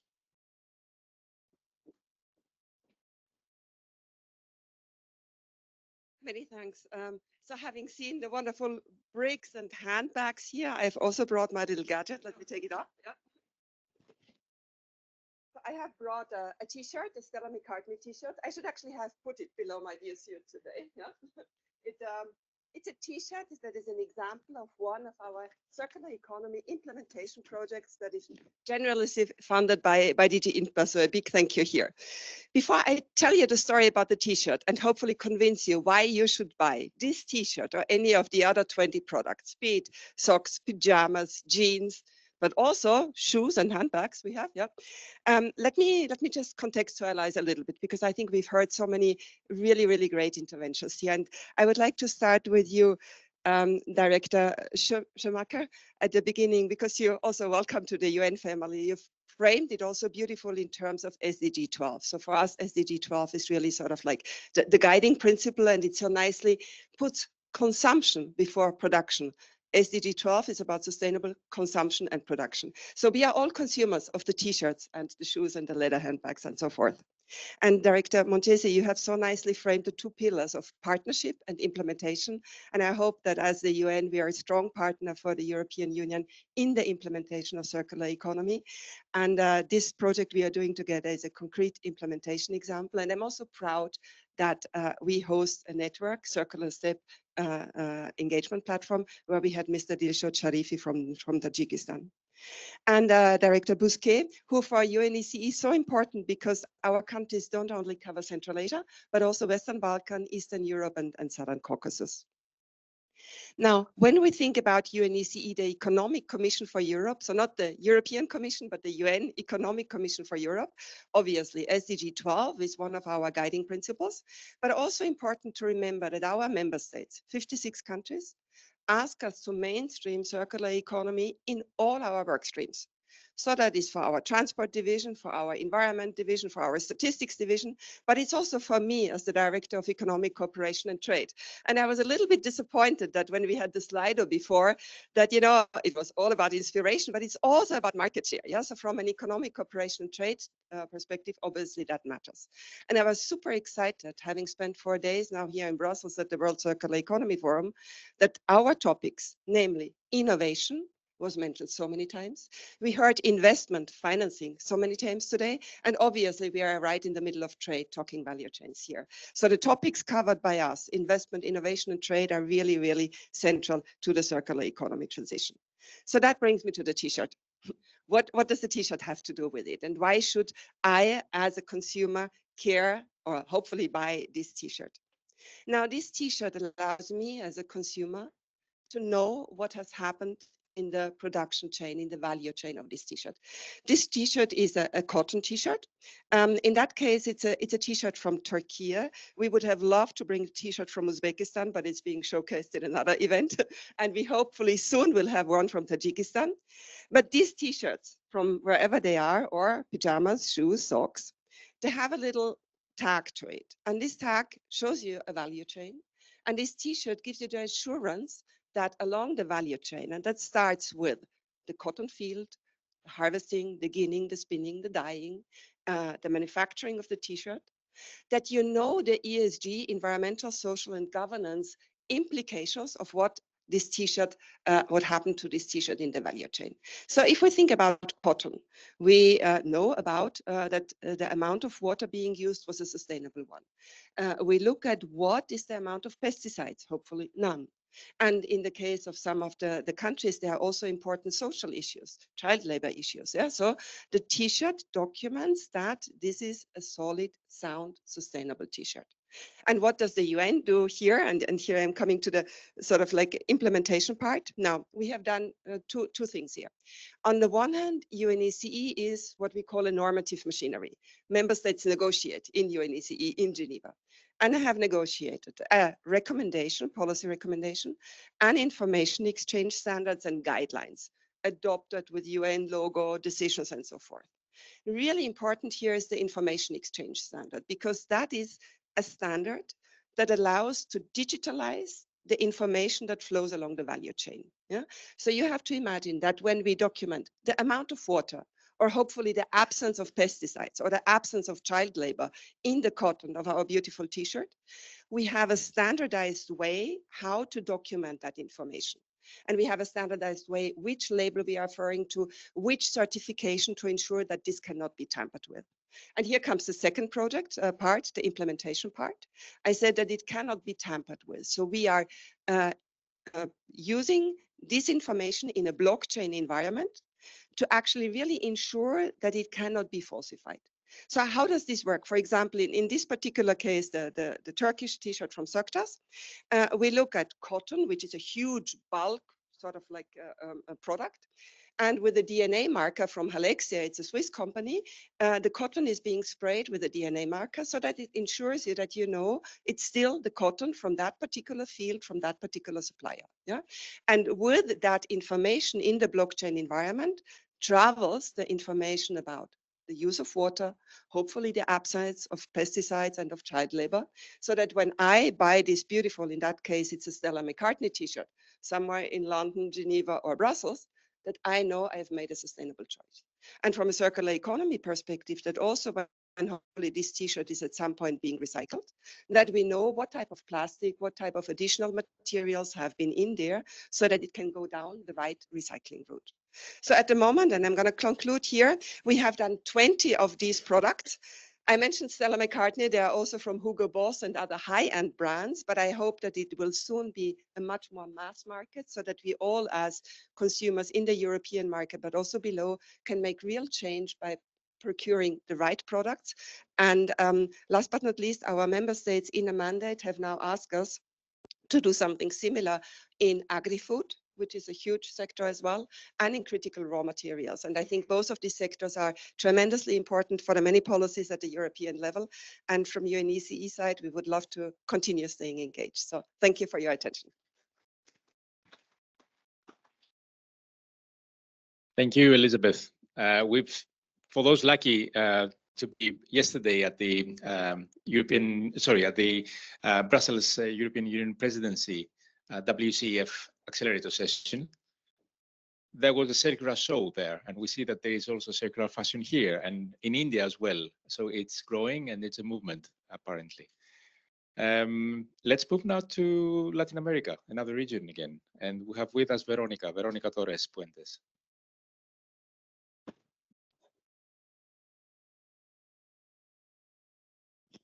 Thank you so much. Good morning, everyone. Thank you to Switch to Green for this invitation to participate of the main Circular Economy Summit, and in particularity of these accelerator sessions. I come to the event from very far away. I come from Chile in South America to share with you the advantages that we can see in the cooperation between European Union and Latin America. We have no doubt that now is essential. Oh.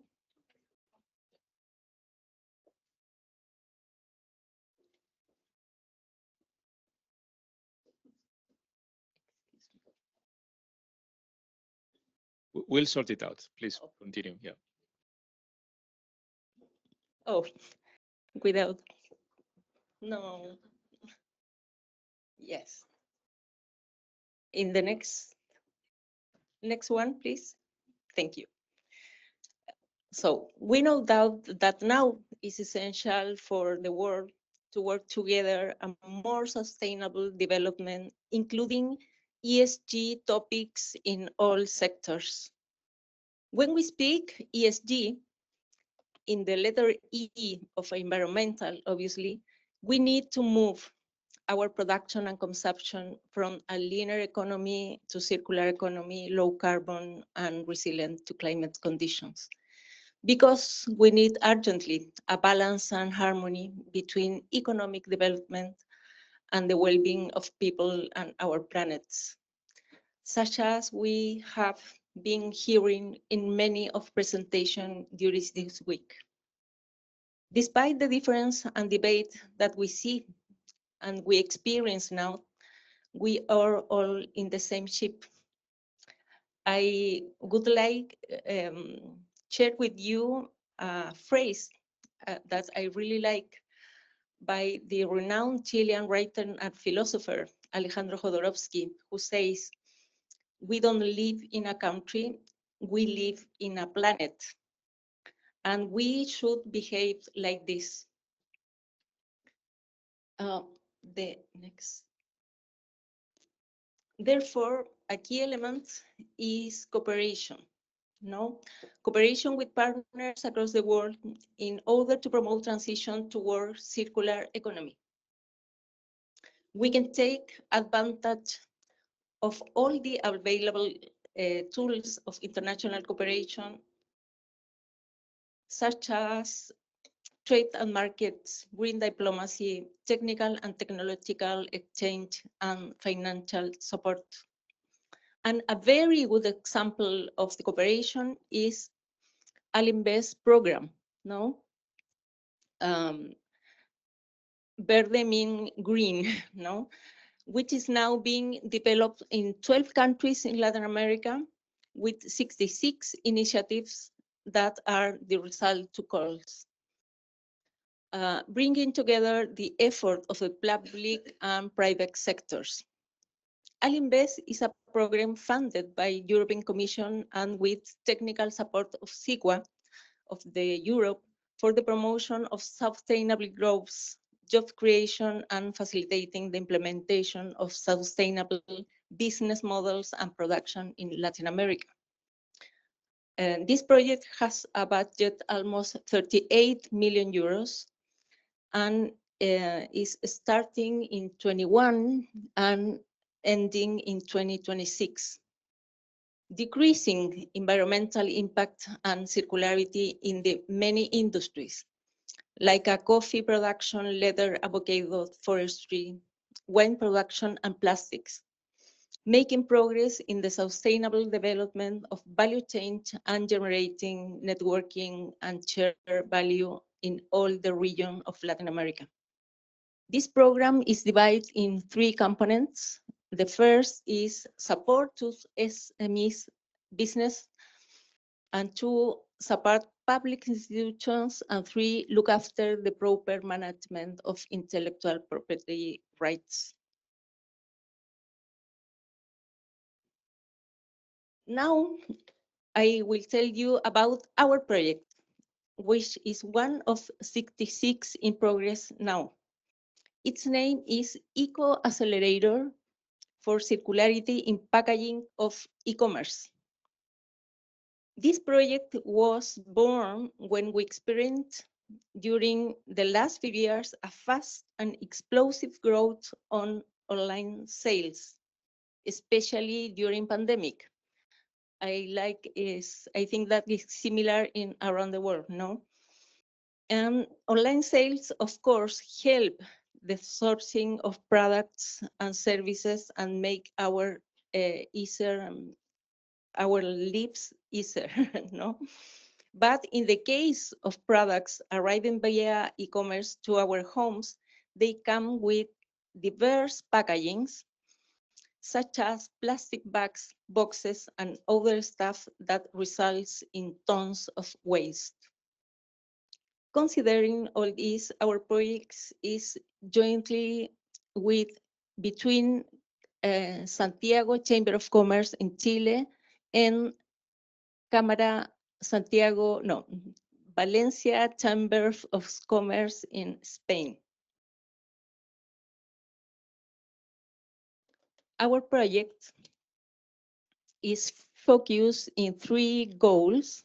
The first is having a map of global solutions.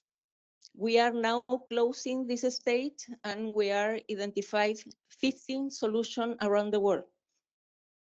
Our second goal is knowing the range of possibilities, is find viable and innovative solution with the lowest environmental for Chile. And 3, goals, our goals is support SMEs companies that provide these solutions.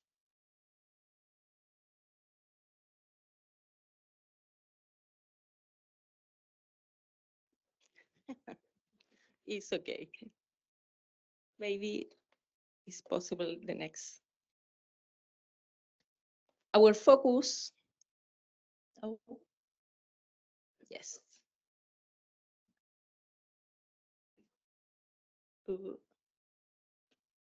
Okay.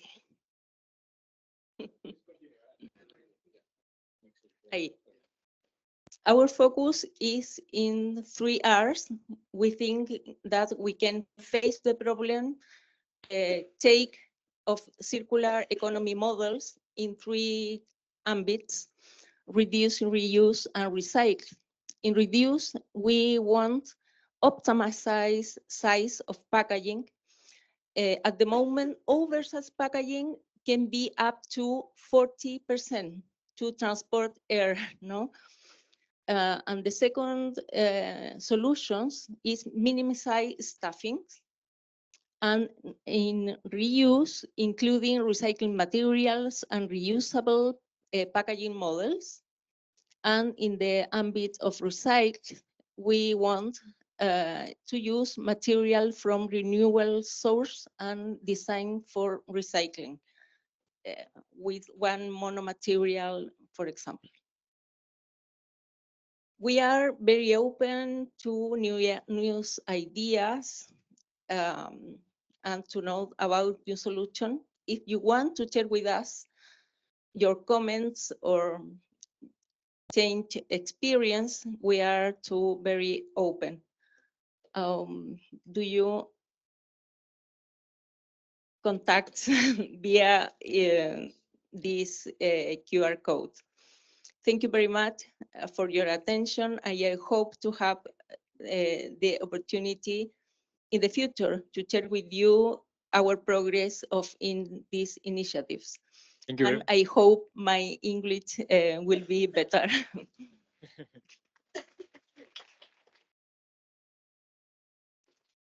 Thank you very much, Veronica. In which the cooperation when the European Union has been essential for this project. Oh, thank you very much. Great to hear about that. Thank you very much again. Thank you, Veronica. Moving now from the Latin America and Caribbean region to the global level. And next speaker on is Sofia Martinez from the Green Economy Coalition. Maybe it's easier. Thank you, everyone. I'm going to change what I was planning to say because we had Director Montesi, Director Schumacher, they are presenting what the EU is doing. And we've heard from Asia, from COMESA, from Latin America, from Africa, private sector. And Bernard already hinted the role of private civil society. So we are the Green Economy Coalition. We are entering our 3rd phase in the cooperation with the European Commission, but we've been going on for over 10 years already. And I think that Bernard also likes very much the concept of mainstreaming green economy. So what is our purpose? Our purpose is to build the societal demand to drive these economic and systemic changes. And all we've heard so far is great examples. We are preaching to the convinced here, but we also see that there is something going on in every country, in every region. And I've never thought that I would see that this little circle is going to be seen as a danger by some. So the societal demand for the green economy is fundamental. And for us, I should also say that in the Green Economy Coalition, green means circular. It means climate action, it means environmental action, biodiversity protection. So it goes all together, but we cannot forget the social aspects. So the green transformation has to drive a social transformation. We have over 60 members from all over the world, from trade unions, NGOs, research communities, etc. And we also have 10 partners in different regions around the world. And we work with UN. We have here some partners. We have other partners like Hannes around that he is going to be telling more about what they do. And what we do is we have defined 5 pillars for the green economy. And I think that you will see in them what I'm referring to for this transformation and this demand. We need to have a new society, probably. So a new social contract. UN Secretary General Antonio Guterres already called for these new social contracts from bringing all the sectors from the society together. We call it eco-social contract. So these transformative approaches, participatory processes that are really inclusive. So it's not just a dialogue that ends here. So I will encourage all of you to contact us and maybe join the coalition. We have this convening power. We cannot solve everything. We are too small, and we are seeing that the challenge is just too big. So it's like how we can create this convening power and make this demand from the civil society for a greener and fairer economy. I'm not going to say that we need the two if we want to make a success and if we want to achieve the SDGs. And if we want to achieve SDG 12, but also SDG 17 is all about partnerships. And this is what we have been hearing in the whole week and in this particular event. The EU is really leading the way, is paving the way for others. It doesn't mean that it's the only way forward, and it doesn't mean that everything is perfect. We also want to acknowledge that maybe some regulations are having an impact in third countries with a negative effect, and even in Europe. So here the notion of the just transition is fundamental, and circularity is key part of it. We've been hearing from informality sectors, waste pickers, what are we going to do with all these issues? So this is kind of the issues that we are reflecting. And we are looking at governance, we are looking at finance, transforming the financial system. It's not fair. Access to finance is limited to some countries and to some sectors. It's also tackling inequality. The notion of the eco-social contract and just transition is very much following all these issues and valuing nature. And again, it's circularity is at the heart of all these efforts. So we also are committed to track progress towards these 5 pillars that we see for the green economy. So we have a green economy tracker at country level that we are growing, thanks also to the EU support, and trying to make it a useful tool to navigate at country level, because we feel that global is very important, G20, the UN summit of the future. Next year, and I'm Spanish, and it's going to be hosted in Spain. It's the financing for development. So they are all very much interlinked. The EU is playing a huge role in mobilizing private finance, but not just for the private sector. It's the civil society. It's working in other sectors. It's a social security as well. It's something that we were talking about it during COVID. Maybe now it's a bit forgotten, but we have to take all these issues at once. So as you see, this is far too much and far too big for just the Green Economy Coalition. But this is kind of the flavor that I wanted to bring to the circularity discussion. We need to include all of this and to reinforce the policy initiatives, the engagement, the knowledge, and build these capacities globally and locally, and shifting the demand from the different societies with different values, different aspects, and respecting absolutely all the different issues. Thank you.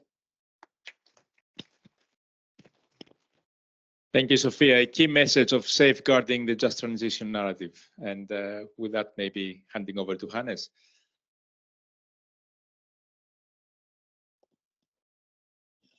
I'll stand up because I can see there's people at the back that don't see us from here, and I want to make sure they're all paying attention. So bear with me. And I don't have a presentation. So my name is Hannes McNulty, as you can see on the screen, and I'm here from the Green Growth Knowledge Partnership. Now, very, very quickly who we are, because many of you might not know of us. We are essentially a global knowledge broker for the policy, industry, and finance communities. What does that mean? It means we try to make sure that everybody has access to the knowledge they need in relation to the green and circular economy. We're matchmakers of knowledge.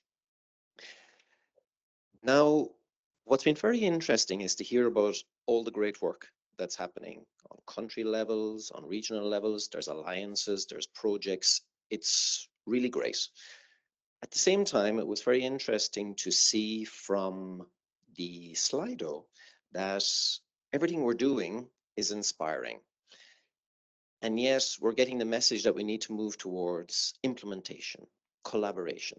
So there's probably a gap between all the work that's happening and actually achieving widespread action, impact, because we are achieving an impact, we are achieving results, but on individual levels, we're not reaching the masses. We're not having this huge uptake, upscaling, replication. And why? I suppose because there are so many different actors involved in the circular economy, whether it's in the industry, millions, hundreds of millions of SMEs, whether it's policymakers coming from many different ministries and many different countries, whether it's in the finance sector, whether it's the banks, the development organizations, the private investors, the consumers, everybody. There's so many different people out there. And there is so much information, there is so much knowledge around the circular economy. It's a complex topic. It covers everything. It covers the entire economy, everything that happens within an economy. And there's knowledge on every aspect. So how do we get the right information to the right people en masse to really achieve all of this impact? How do we make better use of all of the great work we're doing, admittedly sometimes on individual scale? So what GGKP does as a knowledge broker is this matchmaking, trying to get the right knowledge to the people who need it the most in their way. Now, it's a hard task.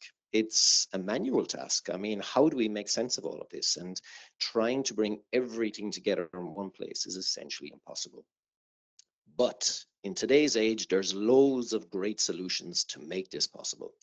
And one of the great things is now under the, let's say, with the support of the EU in collaboration with GEC and PAGE, one of the things GGKP is aiming to do is enhance knowledge management, sharing, and generation. How can we make it all work better and more efficiently? What this is going to result in is, for example, GGKP harnessing the power of artificial intelligence. Let's get it to help us. I mean, it's not going to, we don't want it to take over the world, but we want it to help us. But before we go there, we have a little issue to deal with, and that is creating a common language, a common understanding around the topic of circular economy. Like I mentioned, we have so many different stakeholders involved in the circular economy. We have so much different information. How can we sort through it all and make sure that everybody's talking about the same thing and can find what they need according to their understanding? So a key first step for us at the moment is developing a common circular economy knowledge taxonomy. Now, we're very lucky to be able to do this with the support of Switch Asia. It has literally started. And over the next few months, you will hear lots more about this because we're reaching out to everybody. But in a few months, you will see the beginnings of a common circular economy knowledge taxonomy that will be the foundation of, one, linking knowledge hubs that focus on circular economy together digitally.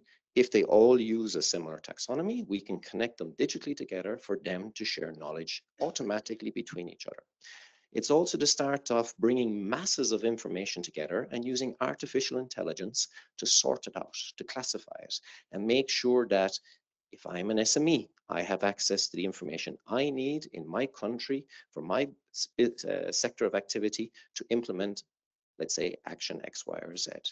It means that I, as a policymaker, can very easily sift through the masses of information and find the information I need to develop my circular economy roadmap or develop my policy on waste management, whatever it may be. So all of this is coming along over the next few months. What this will give us, it will give us the ability not just to connect, for example, knowledge hubs, but most importantly, all of the projects that are out there producing knowledge. You take Alan Verde. There was, if I remember, 66 projects under this one program, and that's one program of many programs, and they're all producing valuable information, whether it's working with an SME and gathering audit data, whether it is discovering new solutions for packaging. It's all valuable data that is produced on a project level. How can we take that data? How can we take that information and share it with other projects in a similar fashion? This is part of our large global program that we're planning, is to connect projects for them to automatically share knowledge, information, data between each other, but also to exchange lessons learned. And this is maybe one of the most important things when we talk about collaboration, which was brought up earlier. How can we get projects to collaborate more effectively between each other, to share their lessons learned, to share their information one-to-one, not just for the implementation of projects, but also for the design of projects. When I design a new project, let me design it on the basis of existing information. So over the coming months, we will start with our taxonomy.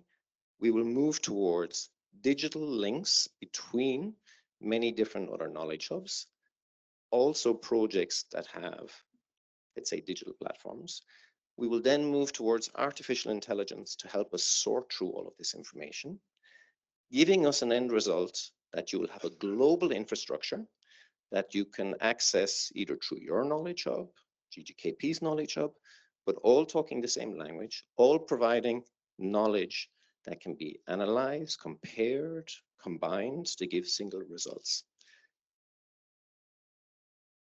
What that means, I hope, is that things will become a little bit more efficient going forward in terms of implementation. Let's say I'm an SME, let's say I'm a policymaker. I will have access to the knowledge to make decisions. I won't have to try and figure out where to get it. I can get it in one place, whether it is through my local organization who has access to this global infrastructure, whether I get it through my regional or global. So I hope that this kind of global infrastructure powered by AI, building on the great existing work already done, will actually bring us a step closer towards this ambition of implementation and collaboration, and ultimately make better use of all of the great work that's already happening and existing. So the quick summary of the future, the quick summary of the collaboration. Happy to hear if anybody has questions afterwards or discuss it further. Thank you very much.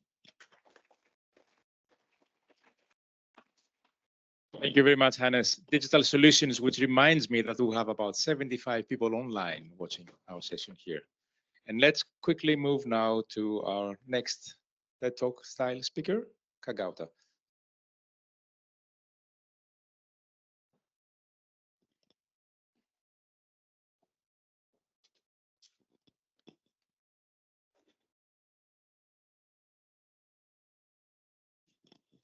Thank you very much, co-chairs, Your Excellencies, distinguished guests, colleagues, ladies and gentlemen, good morning. I'm Gauta Mokoena from the Department of Forestry, Fisheries and Environment in South Africa, as indicated. I am making a short intervention. My apology that won't be flighting, but largely highlighting a few points from the interventions that have been made so far in the work that we are doing as part of our contribution around partnership for accelerating circular economy, as well as the PAGE program and the achievements South Africa has obtained thus far.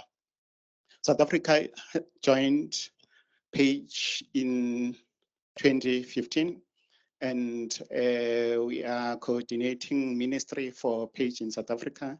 And there is a national steering committee that has a number of other ministries that are involved in implementing circular economy related work, working with UN agencies such as the ILO, UNED, UNIDO, UNEP, UNITA, and UNDP, among others.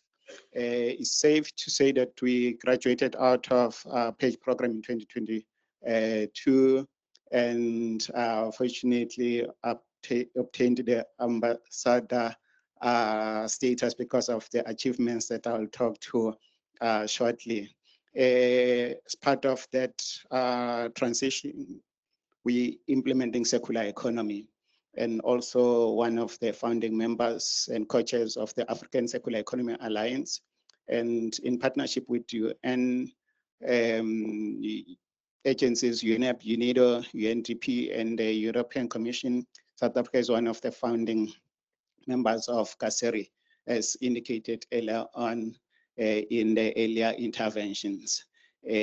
I'll skip through some of the interventions, largely talking to the policy coordination and deepening collaboration as some of our objectives and outcomes in our collaboration and implementation of page-related initiatives. Also looked at potential and enabling factors for selected green economy sectors according to different industrial segments in South Africa, strengthening capabilities through enhanced green economy learning and training. So hence we have thus far developed a sustainability report as part of the implementation of the page initiatives by South Africa, with a number of outcomes such as green economy inventory for South Africa, just as an overview of how are we greening, how are we transitioning to circular economy.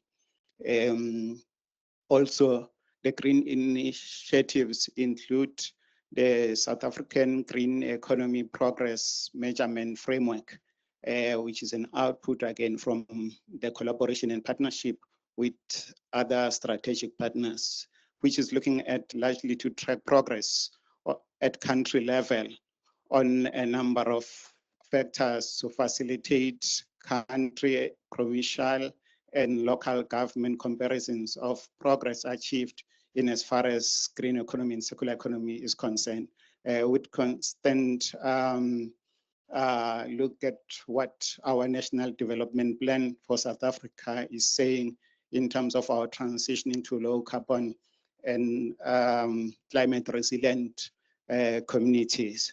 Hence the greening initiatives that are taking place in a number of sectors.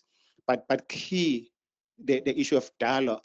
We had dialogues and dialogue platforms for supporting green economy policy development and implementation, among others. But also what brought us the success we have in as far as circular economy is concerned is also dialogue. We started the circular economy dialogues in partnership, collaboration with, among others, the European Commission, to see how others have done circular economy implementation, and hence we have gained quite a lot through leapfrogging, as opposed to having to repeat or go through the challenges that others would have gone through, including green jobs model in statistics.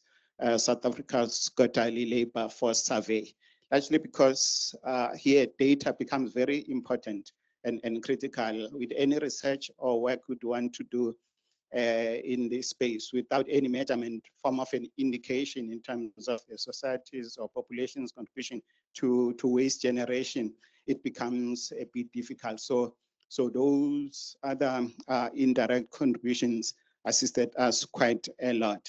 A green economy industry and trade analysis also was very critical as part of our page initiatives program to implement.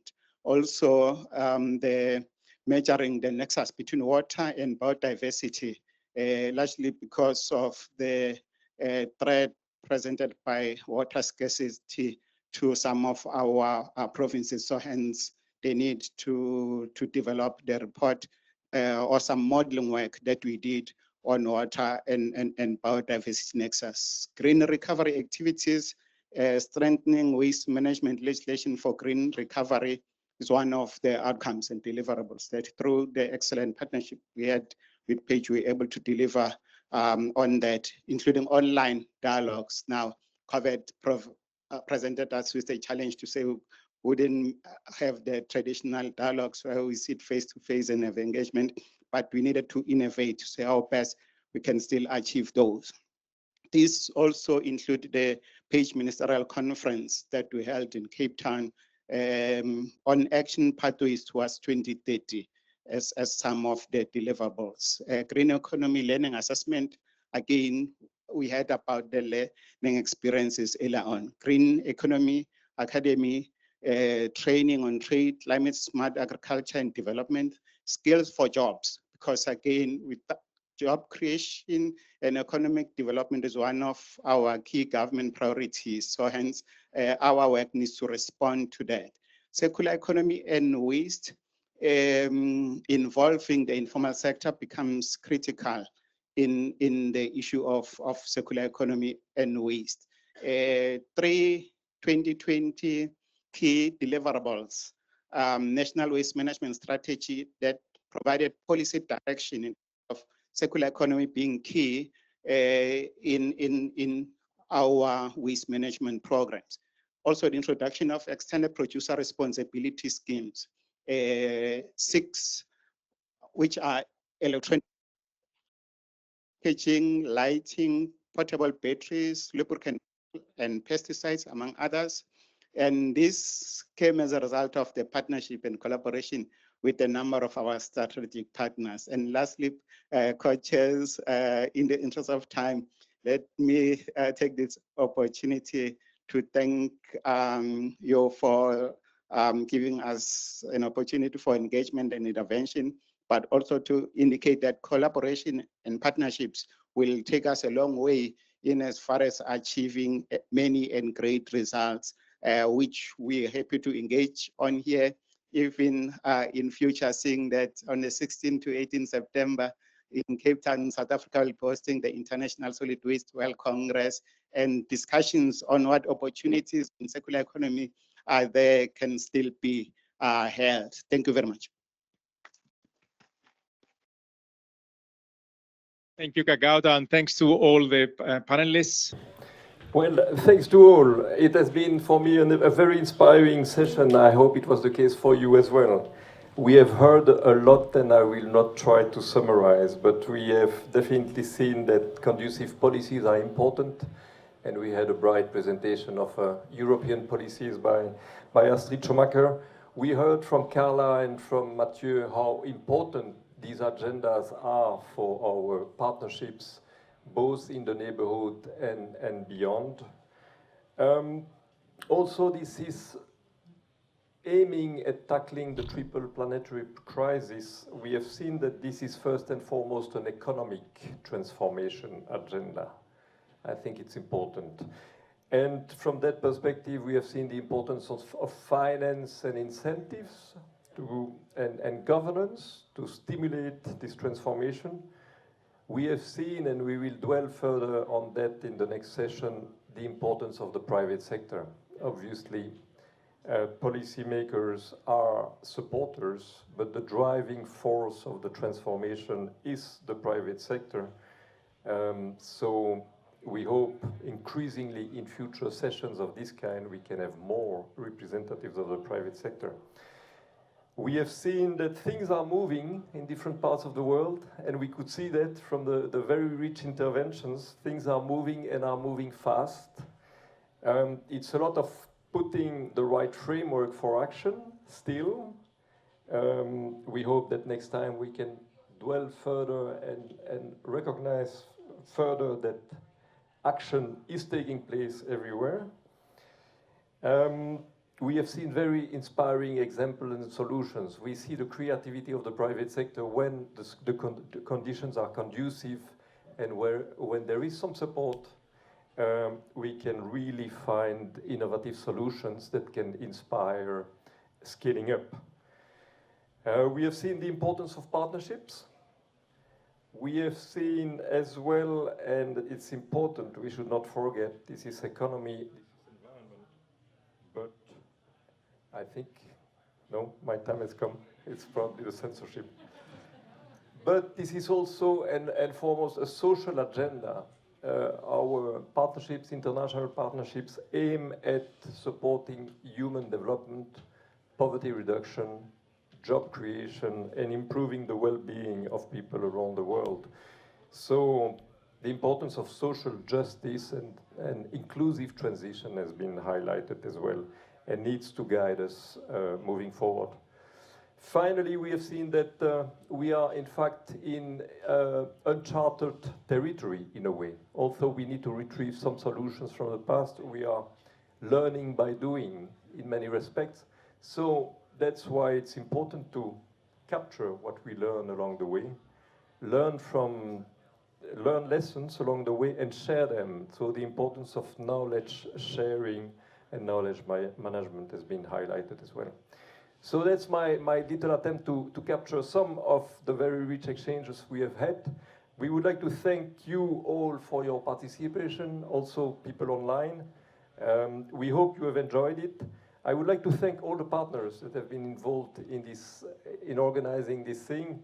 Again, they are there on the screen. You see them, the Green Growth Knowledge Platform, Switch Asia, UNECE, PAGE, the Green Economy Coalition, and last but not least, the Switch to Green facility.